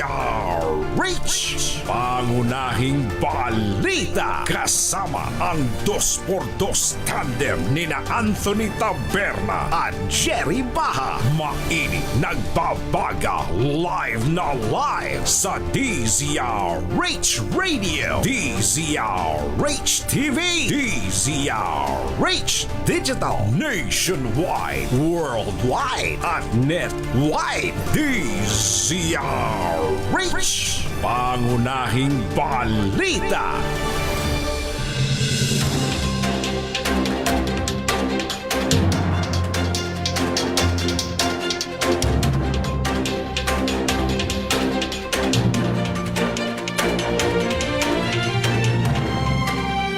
Pangunahing balita. Magandang umaga Pilipinas, Luzon, Visayas at Mindanao. Sa ating mga kababayan dito sa Metro and Mega Manila, good morning! At sa lahat ng ating mga kababayan saan mang panig ng mundo. Arito na ho ang ulo ng ating mga pangunahing balita. Pangunahing balita. Panibagong medical examination kay dating Pangulong Rodrigo Duterte ipinag-utos ng International Criminal Court. Pangunahing balita. Malacanang itinanggi ang aligasyon na Senator Amy Marcos na tinatarget ang 13 senador na miyembro ng majority. Pangunahing balita. Senator Robin Hood Padilla inirekomendang kasuhan dahil sa pagtakas ni Senator Bato. Pangunahing balita. Malacanang at House Prosecution Panel nababahala sa plano ng Senate Majority na payagan ang remote voting at online participation sa Senado. Pangunahing balita. Protocol nilabag ng Japanese Imperial Couple matapos kausapin ang Philippine media. Pangunahing balita. At BIR planong buwisan ang mga jackpot prize mula sa mga sugal at kasino. Pangunahing balita. Yan ang headlines sa ating mga pangunahing balita ngayong araw ng Huwebes, 28 sa buwan ng Mayo, taong 2026. Ayos Jerry at Anthony Taberna, ako inyong makakasama sa balitaan. Ako si Edniel Parrosa. Pangunahing balita. Tumutok sa DZRH at manalo ng isang 1,000 pesos sa Malacash promo kasama ang Charm Fabcon Purple Eternity.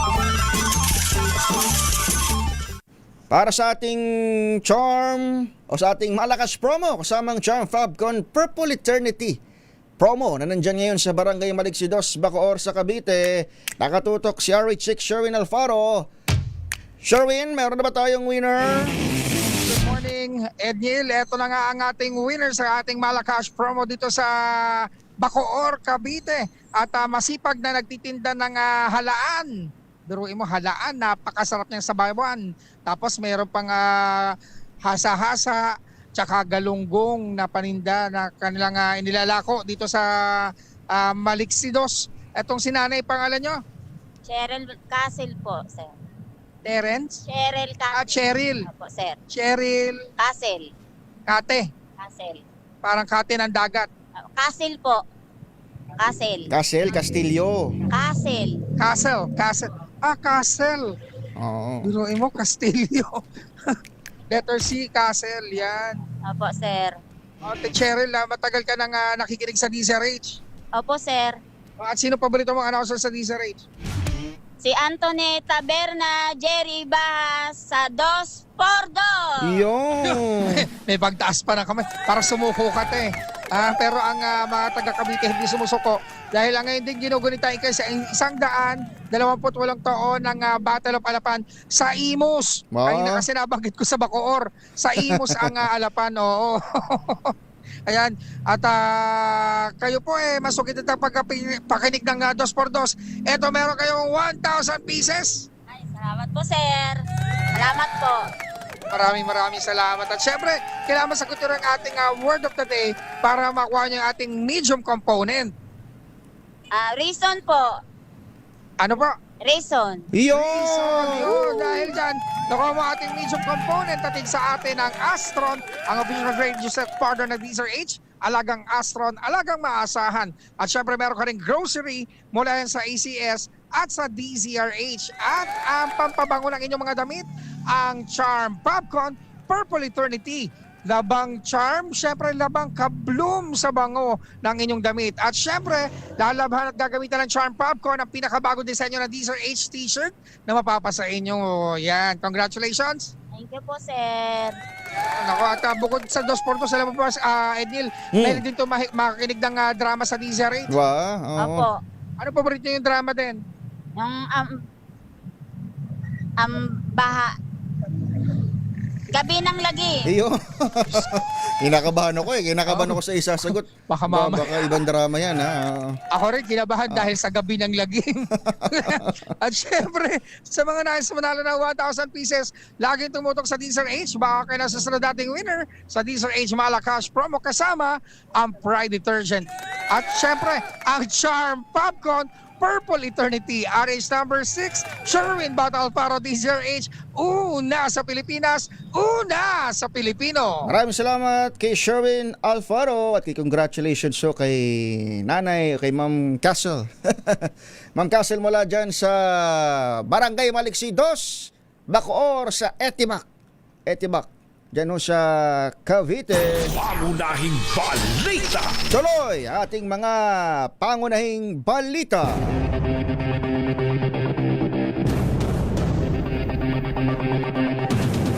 Pangunahing balita.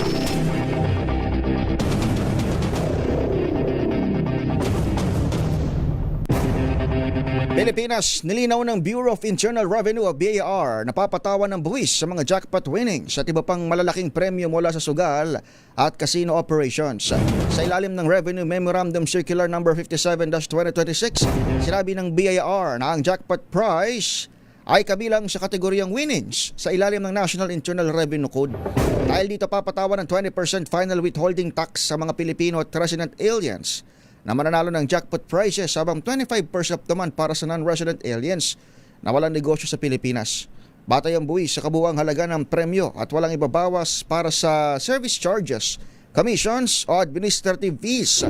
Ayon sa BIR, layunin ng bagong paglilinaw na tiyakin ang patas at pare-parehong pagpapatupad ng batas habang lumalaki ang gaming industry sa bansa.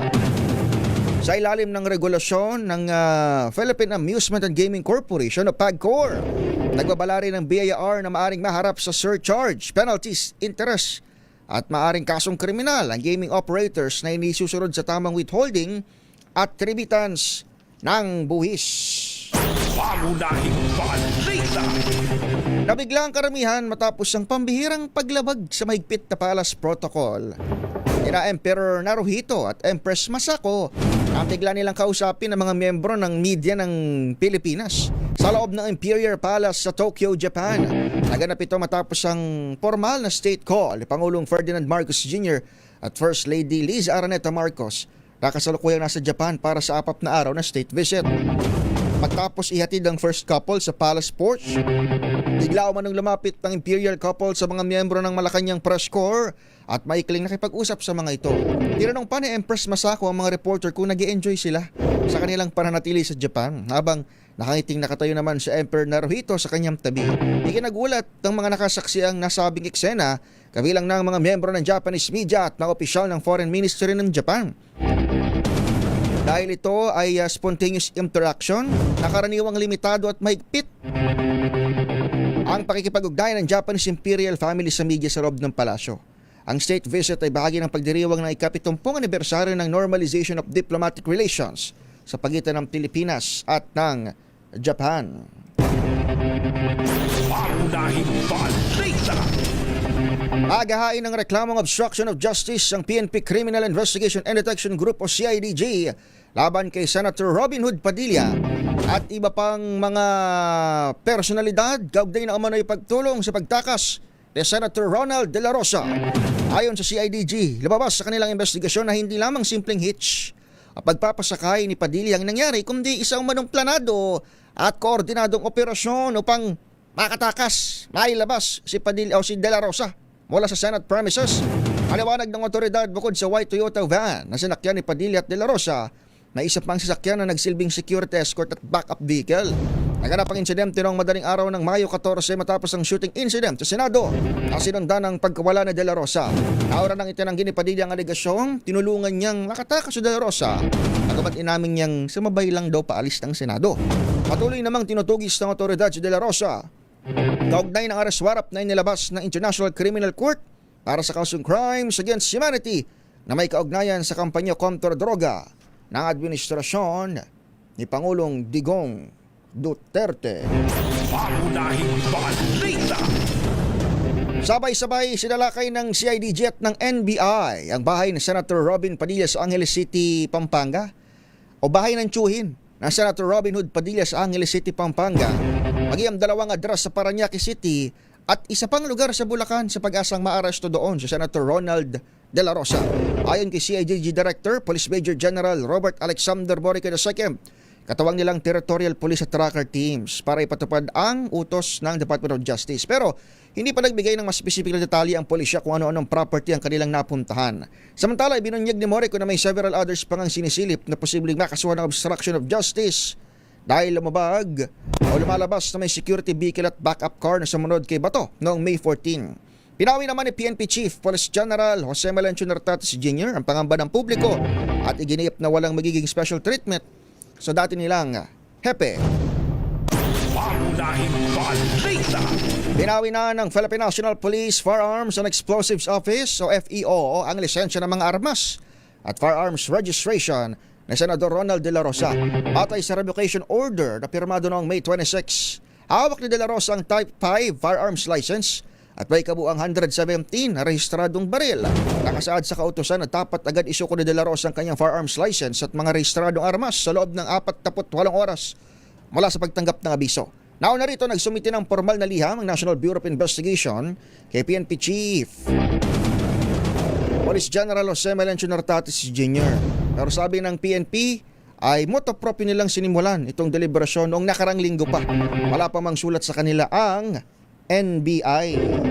Pangunahing balita.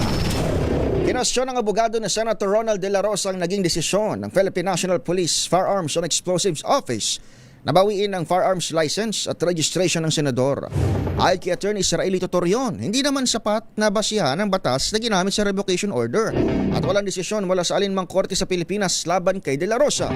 Iginiit ni Torion na walang hukom sa bansang naglabas ng finding of probable cause laban sa kanyang kliyente. Kinundi na rin ng abogado ni De La Rosa ang sunod-sunod umanong akbang na otoridad bilang pagbawi ng lisensya sa baril, pag-deploy ng libo-libong pulis at pagturing sa senador bilang armed and dangerous. Naharap si De La Rosa sa arrest warrant mula sa International Criminal Court kaugnay na umunoy crimes against humanity mula taong 2016 hanggang 2018 sa kasagsagan ng war on drugs ng Administrasyong Duterte. Pangunahing balita. Pilipinas ang oras, alas 7:15 ng umaga. Ang oras ay hatid sa inyo.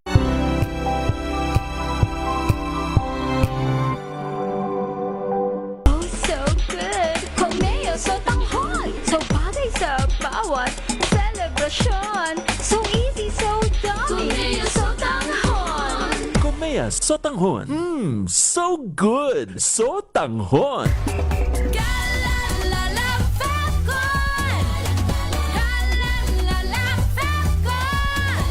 Ang bango ng sampayan! Tara na magsayawan! Califabcon. Amoy nakaka-joyful. Now we are unboxing MX3 Plus. Plus because it has Garcinia mangostana, plus L-carnitine and CoQ10. Each box contains 30 vegetable capsules. And you can get them in leading drugstores nationwide and online in Shopee, Lazada, and mxvph.com.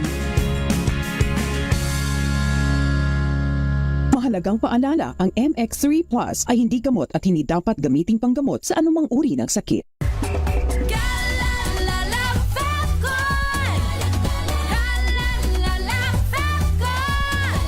Ang bango ng sampayan! Tara na magsayawan! Califabcon. Amoy nakaka-joyful.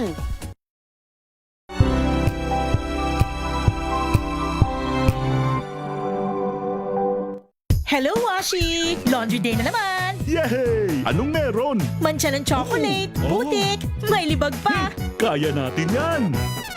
With Pride Washing Machine Detergent, may triple stain-away formula. Tanggalang makapit, madikit, at malupit na dumit mancha. Kaya easy-easy ang labada. Mula noon hanggang ngayon! All you need is pride. All you need is pride. ACS. May nagbago. May arte. May budget. Akala nyo lang yon. So solid. White Rose Papaya, wow, white rose. White Rose Papaya, wow, white rose. White Rose Papaya. May glow up with White Rose Papaya. White Rose Papaya. May puti power times 2 kasi may papaya at niacinamide. May shea butter and tea tree oil pa. Kutis sulit ang glow up. Glow up with White Rose Papaya. White Rose Papaya. Kutis sulit ang glow up. ACS. Oh, so good! Pameo sa tanghon! So bagay sa bawat celebration! So easy, so dami! Pameo sa tanghon. Komea Sotanghon. So good! So tanghon! Galalala Falcon. Galalala Falcon. Ang bango ng sampayan. Tara na magsayawan! Calefabcon, amoy nakaka-joyful.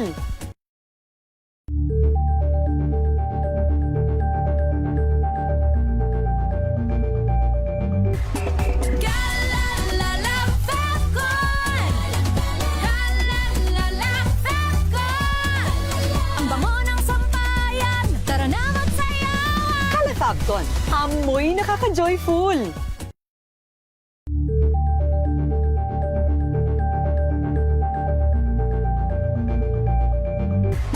Galalala Falcon. Galalala Falcon. Ang bango ng sampayan. Tara na magsayawan! Calefabcon, amoy nakaka-joyful.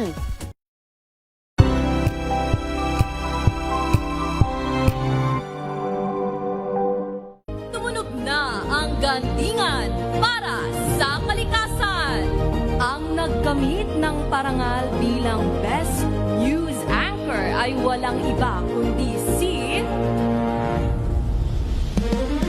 Angelo Palmones ng Magandang Umaga Pilipinas, DZRH Radio 666 kHz.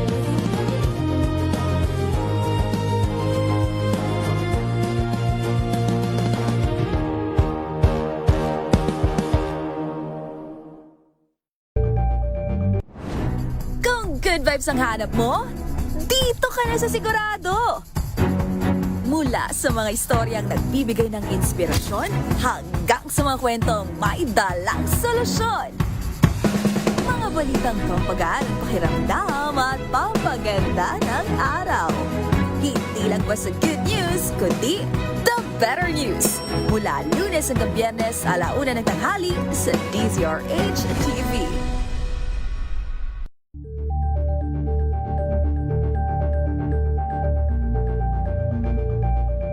Alamin ang mga maiinit na isyung pambayan, mga balitang kailangan mong malaman, usapin sa pamahalaan, politika, ekonomiya at kabuhayan. Ito ang mga dapat mong malaman, pakialaman at pag-uusapan dahil kayo ang tinig ng mamamayan dito sa Damdaming Bayan.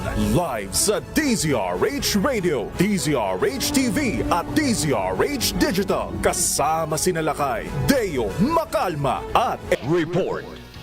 Flash Report! Ay, meron daw isang UV Express at bus tagbanggaan dyan sa lungsod ng Maynila. Nakatutok dyan si RH9 Tina Nolasco. Tina, kumusta dyan?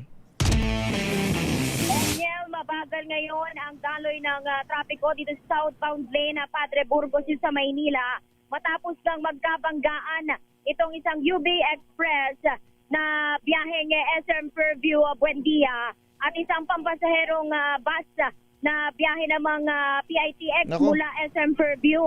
Kasalukuyang pang nilalapatan ng paunang lunas na ang isa ritong pasaherong nasugatan habang yung mga iba pang pasahero ng UV Express at bus ay nakalis na dito sa pinangyarihan nga ng aksidente. Kasalukuyan na rin inaalis yung mismong nagkabanggaang UV Express at pampasaherong bus dito sa Padre Burgos Street, southbound lane.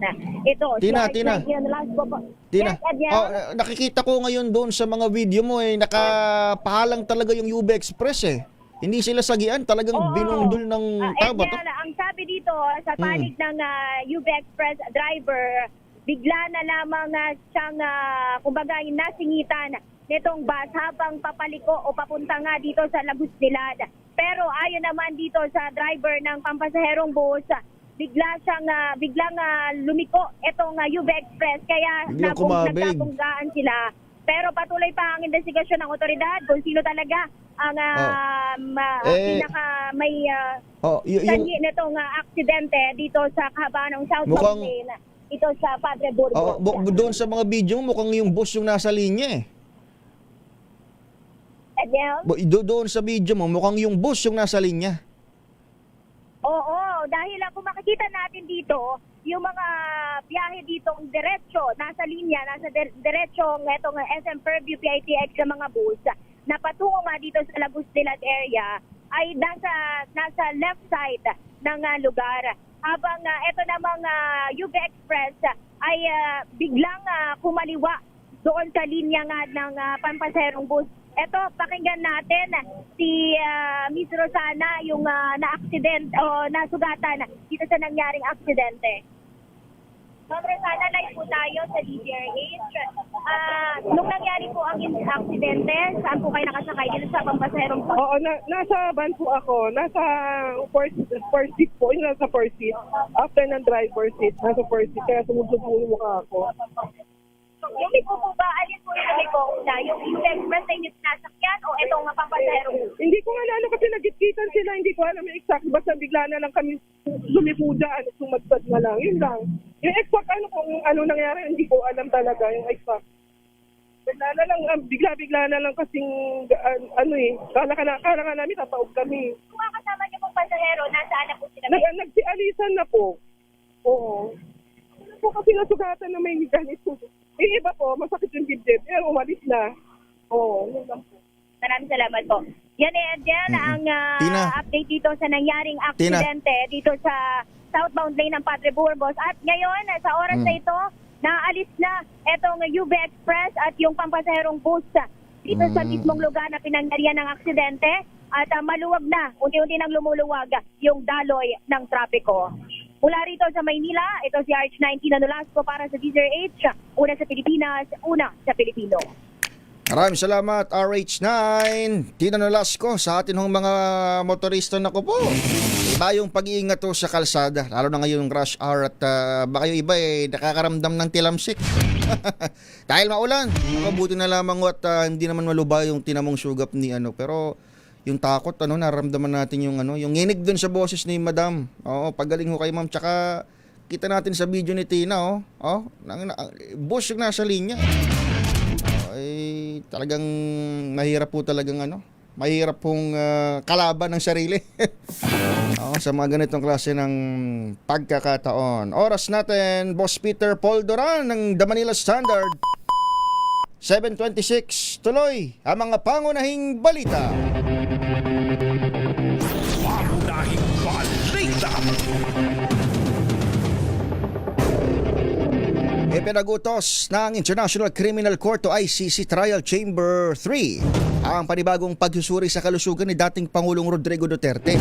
Ito para matiyak na fit to stand siya sa paglilitis kaugnay ng kinaharap na kasong Crimes Against Humanity sa unang status conference ng kaso sa The Hague.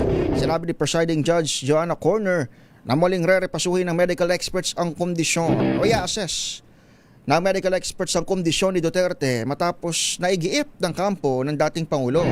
Ayon kay Corner, inaasahang muling utusan ang tatlong medical experts na nagsuri noon kay Duterte upang sila rin ang magsasagawa ng panibagong evaluation.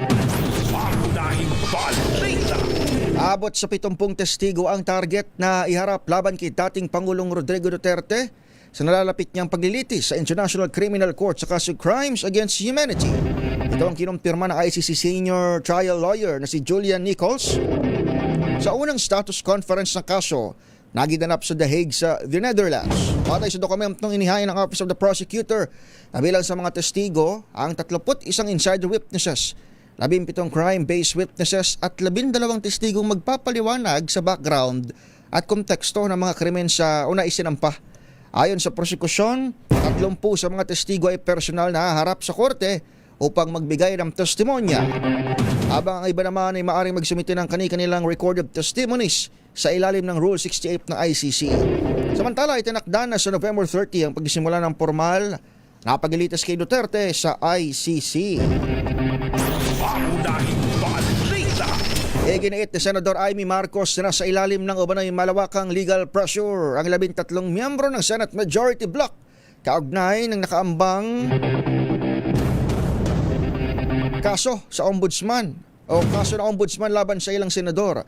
Ayon kay Amy, kabilang sa pinagtutuunan ng investigasyon ay ang mga senador na sina Rodante Marcoleta, Jigoy Estrada at Joel Villanueva na bahagi ng pagdatangka raw na pahinain ng kanilang hanay sa pamamagitan ng legal na aksyon. Pinagyang din niya na kung ito ay totoo man, hindi raw umano magandang senaryo dahil naharap ang bansa sa mas malaking isyu kabilang ng investigasyon sa flood control scandal.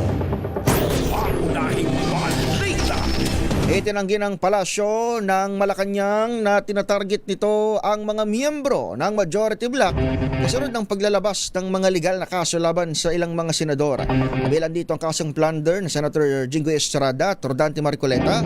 Ngayon din ang pagsabing nalalapit na rin kasuhan si Senator Joel Villanueva. Ayon kay Palace Press Officer Claire Castro, bago pa man mabuong 13 sa Senado, na-issue na ang naturang kaso laban sa mga sangkot. Iginiti Castro na kung may pag-iimbestiga na gagawin ng ombudsman, hindi ito panghihimasukan ng kasalukuyang administrasyon. Naniniwala si Senator Panfilo Ping Lacson na ang pagpapatalsik kay Senate President Alan Cayetano ay tanging paraan upang marasolba ang lumalalim na sigalot sa Senado. Ayon kay Lacson, kailangan ng fresh start upang muling maibalik ang maayos sa takbo ng Senado matapos na naging walkout ng Minority Bloc. Mga gunitang nagsimulang tensyon sa pagitan ng mayorya at minorya na mapatalsik si dating Senate President Vicente Soto III. Lalo pang lumalang sigalot sa mga nangyaring insidente sa Senado kabilang shooting incident na naging dahilan ng suspensyon ng Senate Sergeant at Arms Mawa Plasca. Dahil dito kina-question ngayon ng kakayahan ng Senado na gamparan ang tungkulin nito bilang legislatura at bilang impeachment court na rin sa pagilitis kay Vice Presidente Sara Duterte. Tutol din si Lacson sa planong amyemdahan ng Senate Rules upang payagan ng online session na nakitang paraan umano upang makinabang ang mga mambabatas na naharap sa mga posibleng pag-aresto. Oras natin, alas 7:30 ng umaga. This time check is brought to you by AC.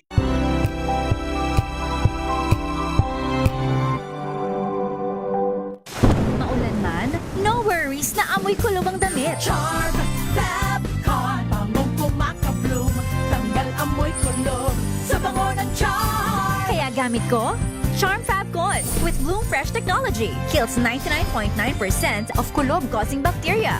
May aroma burst pa of thousands of flowers and berries. Ang sampay sa loob, no amoy kulob. Bangong kumakabloom sa Charm. Charm Fab Con.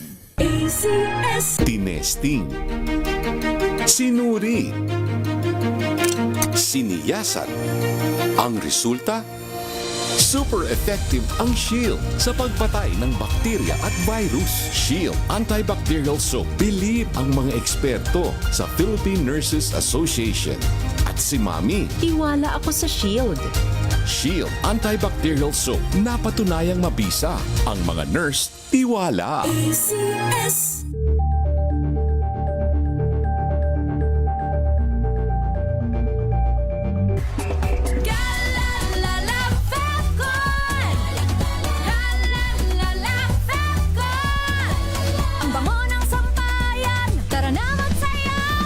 Fabcon, amoy nakaka-joyful!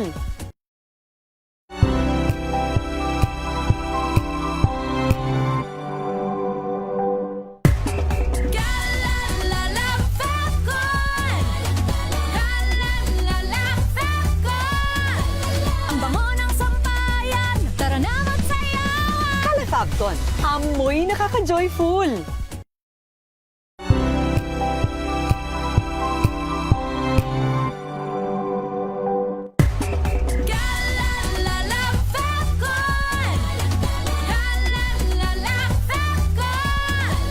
Ang bango ng sampayan, tara na magsayawan! Fabcon. Amoy nakaka-joyful!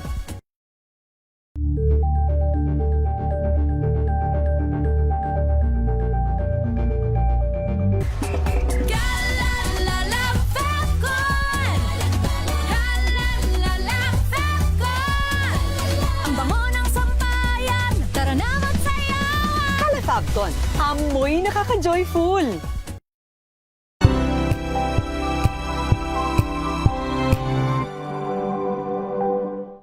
Maagang balitaan, maagang usapan sa mga issue at balita. Kasama si Kuya Angelo Palmones sa Magandang Umaga Pilipinas. Mula Lunes hanggang Biyernes.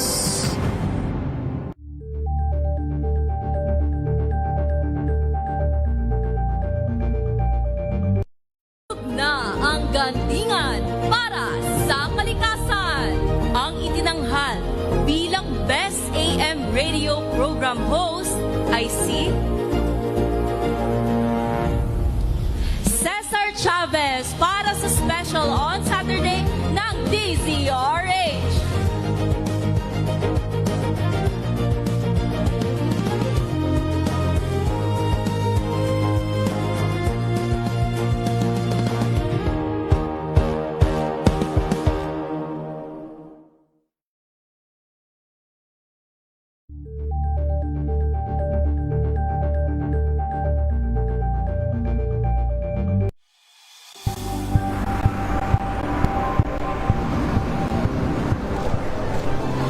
ating mga eksperto. Dito lang sa Expert Opinion. Ito ang The Better News. TNVS. Trending and Isang kwento, iba't ibang anggulo. Dito sa bawat pananagutan ating tatalakayin dito sa Hoy, Bawal Yan. Pilipino, dito lang sa DZRH. Matchable entertainment and lifestyle. Ito ang MBC TV Network News. Una sa Pilipinas, una sa Pilipino.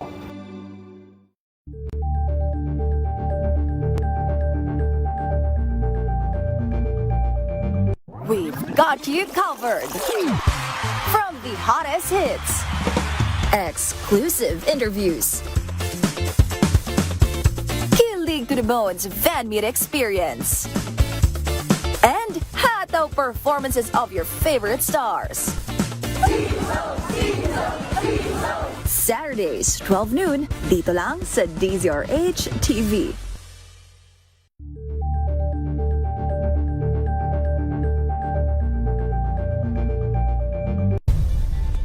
Nagsimula sa pangarap hanggang sa maabot ang tagumpay. Iba't ibang kwento, iba't ibang mukha ng atletang Pilipino. Mas pinatindi, mas pinalakas, at mas pinaaksyon sa Match Point tuwing Sabado, 12:30 ng tanghali sa DZRH TV.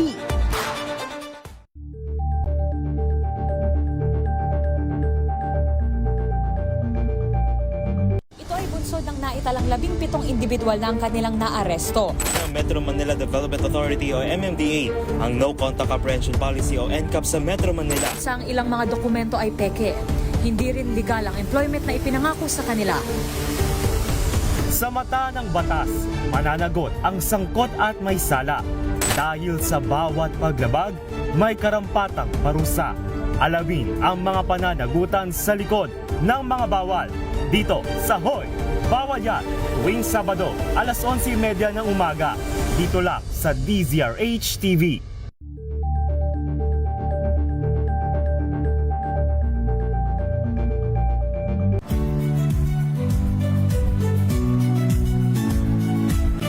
Magandang araw mga kaibigan. Ito po ang inyong balerina ng bayan, si Lisa Makuhay Lizalde, na nag-aanyaya sa inyong samahan kami at ang aming mga espesyal na panauhin para sa kalahating oras ng masayang kwentuhan sa aming programang Art to Art, kung saan ang usapang sining at kultura ay para sa lahat. Huwag kaliligtaan, tuwing linggo, alas 3:30 ng hapon, dito lamang sa DZRH Radio, DZRH TV at via online streaming.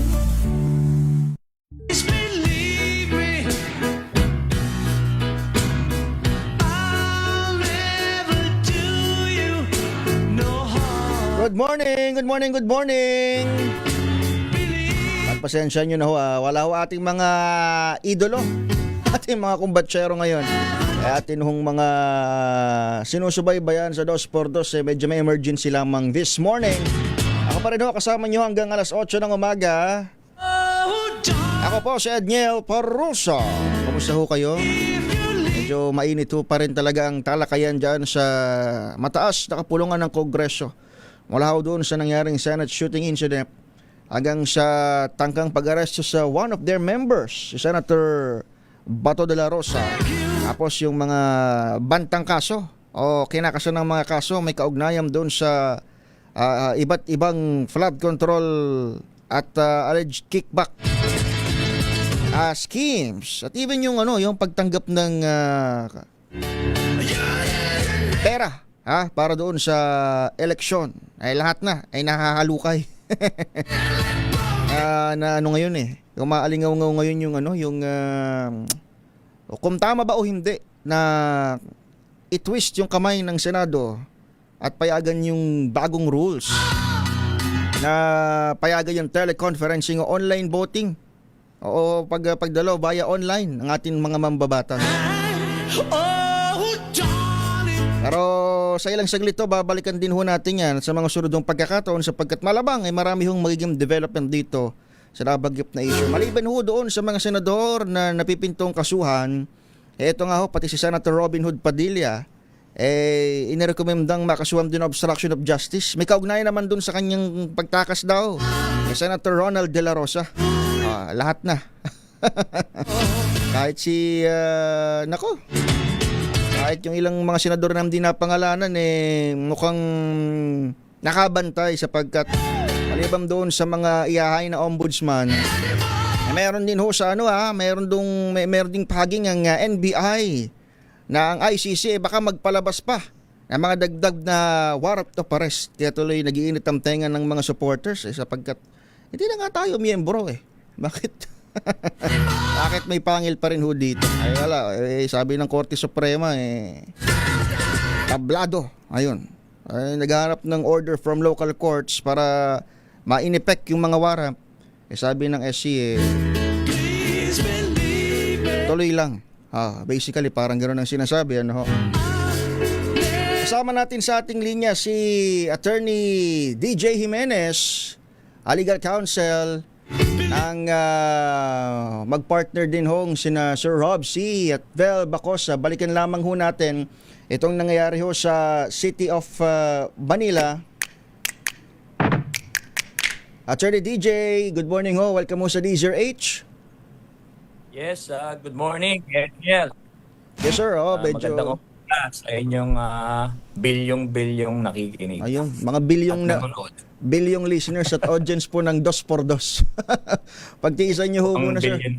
Pero kasi sir, nag-reach out ho kami sa inyo sapagkat very timely din siguro ang pag-usapan yung hindi lang yung merits ng case pero yung dynamics na rin yung katotohanan patungkol naman doon sa usapin ng pambubuli doon nga sa kabataan ngayon.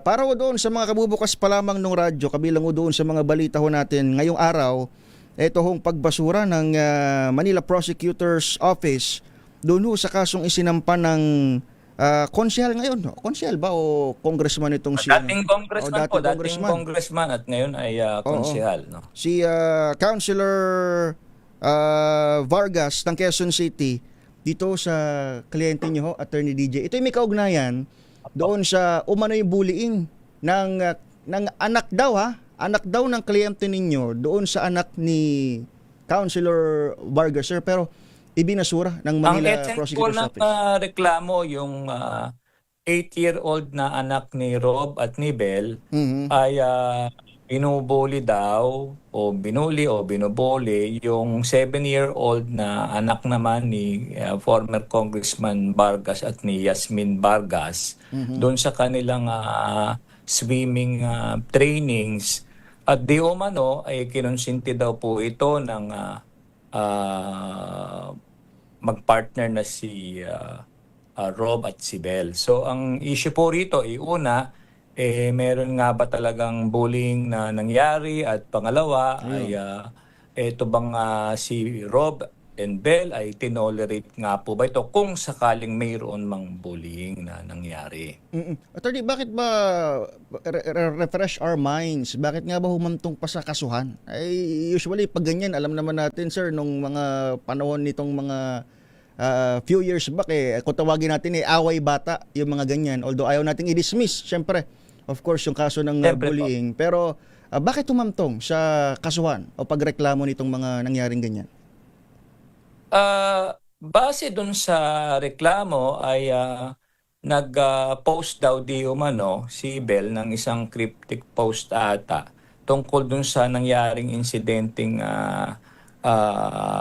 paninigaw di umano ng isang public official nung February 14. At mukhang ito yung nag-trigger. Pero ang magandang usapin kasi po dito, alam mo sa bullying, which can be physical, it can also be emotional, sa isang eskwelahan o sa isang training institution, ang mga guro o mga coaches, kung ito ay swimming events, meron tinatawag tayong substitute parental authority, kung saan ay hindi talaga dapat hayaan na magkaroon ng bullying sa mga ganitong institutions. At sakaling mapatunayan na yung mga guro o yung mga coaches ay nagpabaya, sila po ay pwedeng managot sa bullying incident.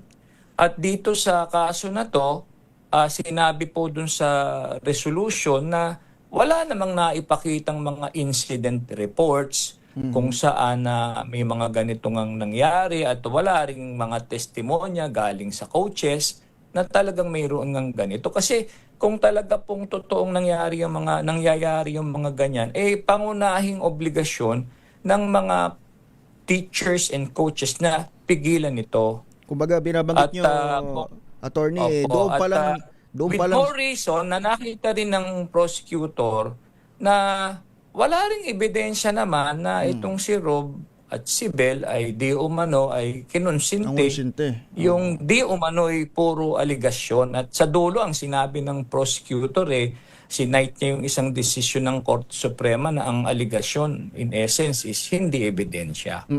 Basically, attorney, you're saying na doon pa lamang sa level ng mga guro or trainer na dapat kumbaga pangalawang magulang kung tawagin nga natin doon sa kung ano mga institusyon o grupo. Mapitigilan to kung totoong nangyari. And doon pa lang sa level nila, walang report. Doon pa lang sa level. Because this is a what we call as a controlled environment supposedly. May mga coaches, madaming tao, swimming pool.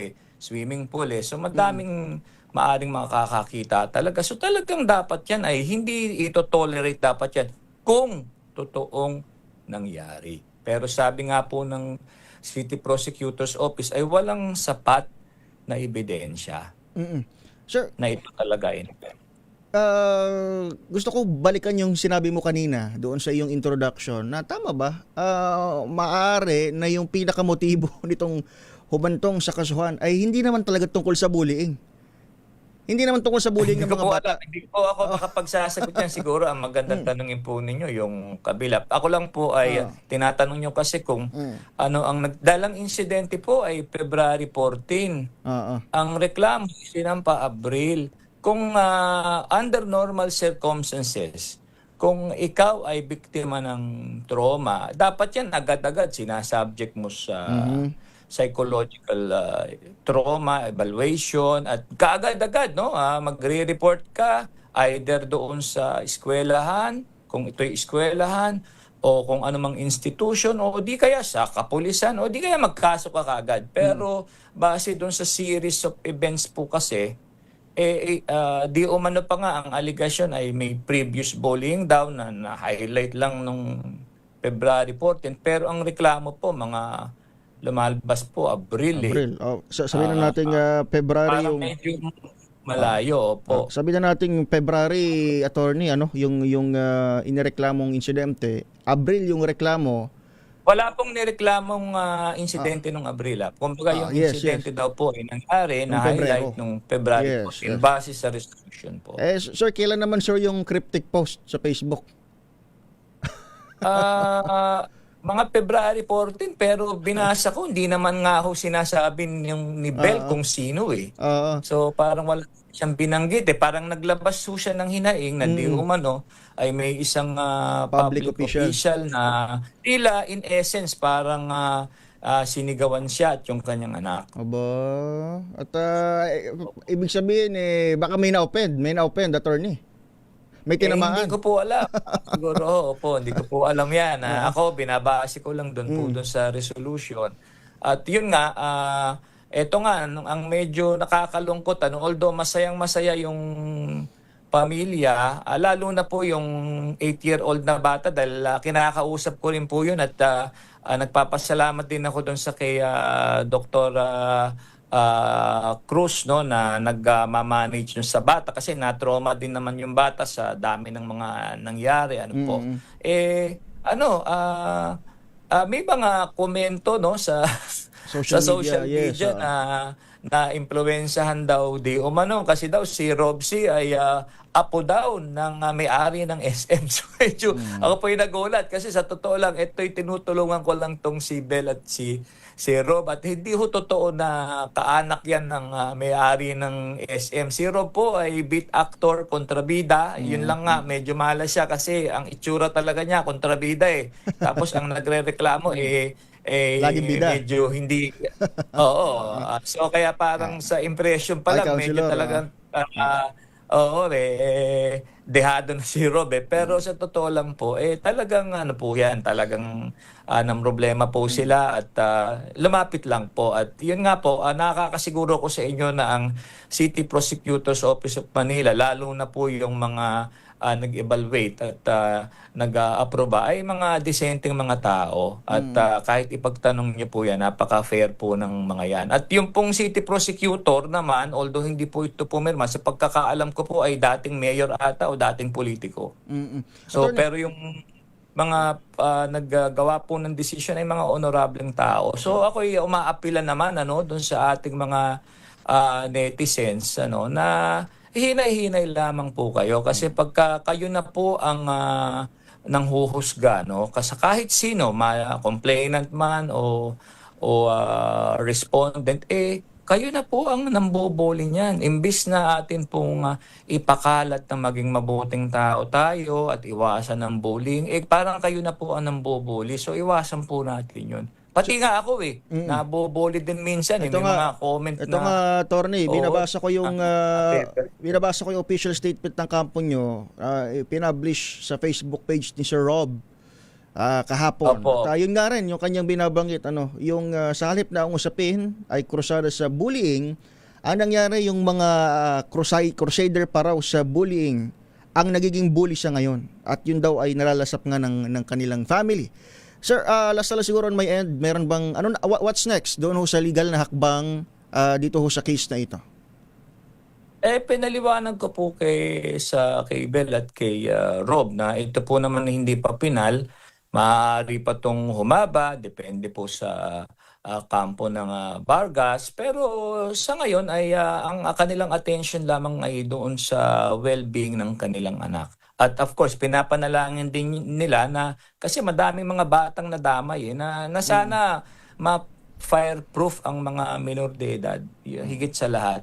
At may mga bagay po na kung tutuusin ay hindi naman dapat ilagay sa legal, sana napapag-usapan. Unfortunately, ito po nanganak pa. Hindi ko alam kung magkakaapo po ito dahil may mga kaso pang cyber libel at sa parte naman ni Rob ay nag-e-explore din sila kung ano yung dapat nilang gawin base sa mga nangyari. Ayun nga, sa dulo, I hope this gets settled, maayos din po sana ito. Dahil mga magkakaibigan yung mga yan eh. Tama. Maliit lang ang industriya. At saka sabi mo nga, attorney, even yung family ay nakaranas nga rin ng backlash from the netizens. Ay, sobra. Kaya... Sobra. In fact, ito talaga. In fact, we're planning really to take action dahil direktang threat, talagang may mga kasong pagpatay, kung ano man. Grabe yung epekto dahil nga may mga naratibong kumalat, may mga social media content na nakakalungkot, no? Hindi man lang hiningi yung side ni Rob at ni Bel. Pero ito ay pinakita na para bang gospel truth, no? Nakakalungkot kasi although hindi, pag sinabi mong content creator, kung tutuusin, dapat sakop ka ng ethics ng mga journalist, ano? Pero wala kasi tayong nagre-regulate dyan, kaya siguro panahon na rin dapat na itong mga social media creator medyo ma-regulate, magkaroon ng organisasyon para hindi naman one-sided kadalasan yung ipinakikita nila po. Alright, maraming salamat sa oras niyo ho, Attorney salamat DJ. po, salamat. At saka pag may development, sir, kami ho'y mag-reach out ulit sa inyo. Thank you ho. Apo, salamat po. Magandang umaga po. Si Attorney DJ Jimenez. Nagdala sa ating oras, 7 minuto na lamang bago mag-alas 8.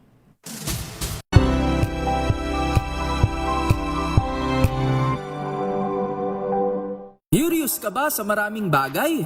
Kami na ang bahala dyan. Aalamin, tutuklasin at bibigyang linaw namin ang mga katanungang bumabagabag sa inyong isipan. Sa programa kung saan ang bawat sagot ay galing lamang sa mga eksperto. Ang Expert's Opinion, tuwing linggo alas 3 ng hapon, dito lang sa DZRH TV.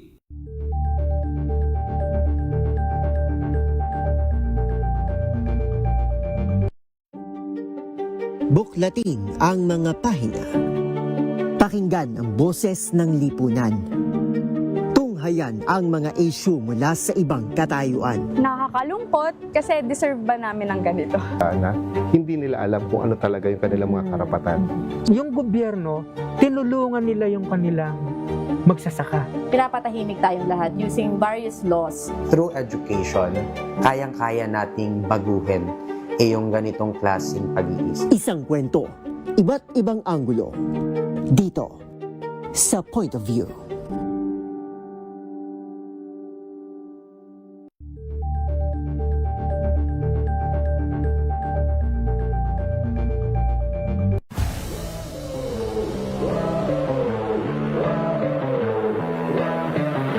The reason why we wanted to host, one is, of course, we want everybody to know yung potential ng Pilipino. There has to be a clear program in developing sport as a whole in the country.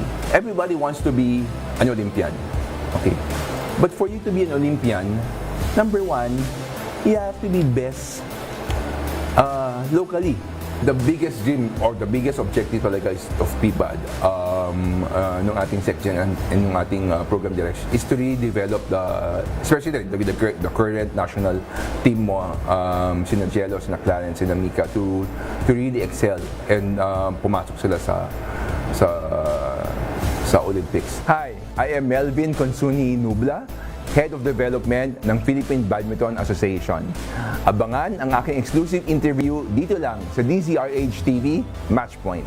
Mabuhay ang atletang Pilipino.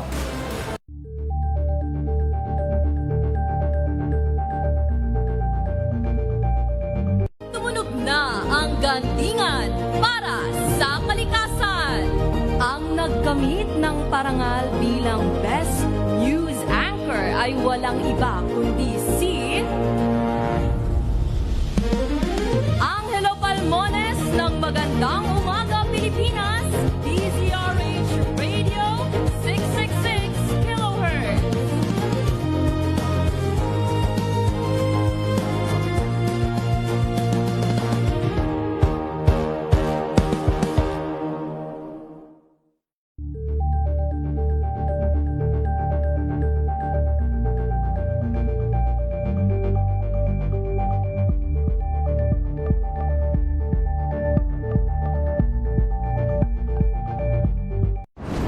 Kung good vibes ang hanap mo, dito ka na sa sigurado.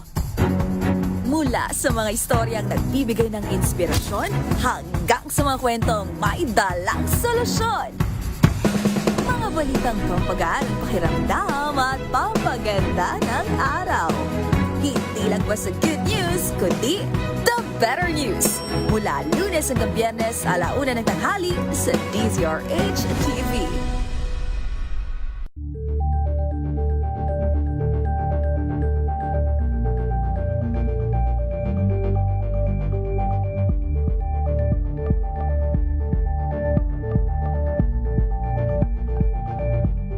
Alamin ang mga maiinit na isyung pambayan, mga balitang kailangan mong malaman, usapin sa pamahalaan, politika, ekonomiya at kabuhayan. Ito ang mga dapat mong malaman, pakialaman at Jerry Baha, Anthony Taberna, 2x2. Ay, ako pa rin si Edniel Parrosa. Ang National Bureau of Investigation, aminado raw, posibleng panligaw lang sa manhunt laban kay Senator Bato ang ilang natatanggap na mga impormasyon. Balita mula kay Giselle Ricafort, RH15. Giselle? Edniel, aminado ang National Bureau of Investigation na posibleng panligaw lamang sa manhunt operation laban kay Senator Bato de la Rosa yung ilang natatanggap nilang impormasyon. Ayon kay NBI Director Atty. Melvin Matibag, kabilang ito sa concern ngayon ng Bureau dahil sa dami ng nakararating sa kanilang lead. Hindi kasi anya nila maaaring baliwalain yung mga natatanggap na impormasyon at idinadaan talaga nila ito sa verifikasyon. Nakiusap si Matibag sa ating mga kababayan, huwag gawing biro yung pagsugis kay De La Rosa ng mga otoridad. Umaasa ang direktor na malapit na nilang matunto ng senador dahil may magaganda naman anyang lead ang nakararating sa kagawaran.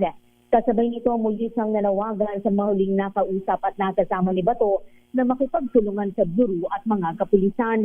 Siniguro niyang poprotektahan nila yung mga nagtitimbre sa kanila sa posibleng kinaroroonan ng ICC wanted senator. Kahapon, nagsasa ng sabayang manhunt operation ang mga operatiba ng PNP CIDG at ng NBI sa 4 na lugar sa Pampanga, Parañaque City at sa Bulacan, pero bigo silang makita ang senadora. Ito si Giselle Ricafort para sa DZRH sa Pilipinas, una sa Pilipino. Maraming salamat, Giselle. Happy birthday kay Gerald Umali Sampoleo, malaki na o sa pamilya Umali, at kay Kuyang Willie Relador. Pinabati natin sina mga listener. Jason De La Cruz, Joshua Lau, Kuyang Boss Peter Paul Duran ng The Manila Standard. Thank you ho sa oras. Minus ka, Jerry Bat, Anthony Taberna, ako po si Edniel Parrosa. Susunod na sila kay Deo Makalma sa programang Damdaming Bayan with Sister L. Oras natin, Pilipinas, sakto yung punto. 8:00 ng umaga. This time check is brought to you by...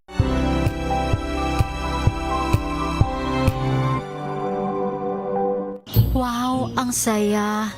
Isang barangay na labada, puro mancha pa. Goodbye, pahinga. Mommy, isang laba lang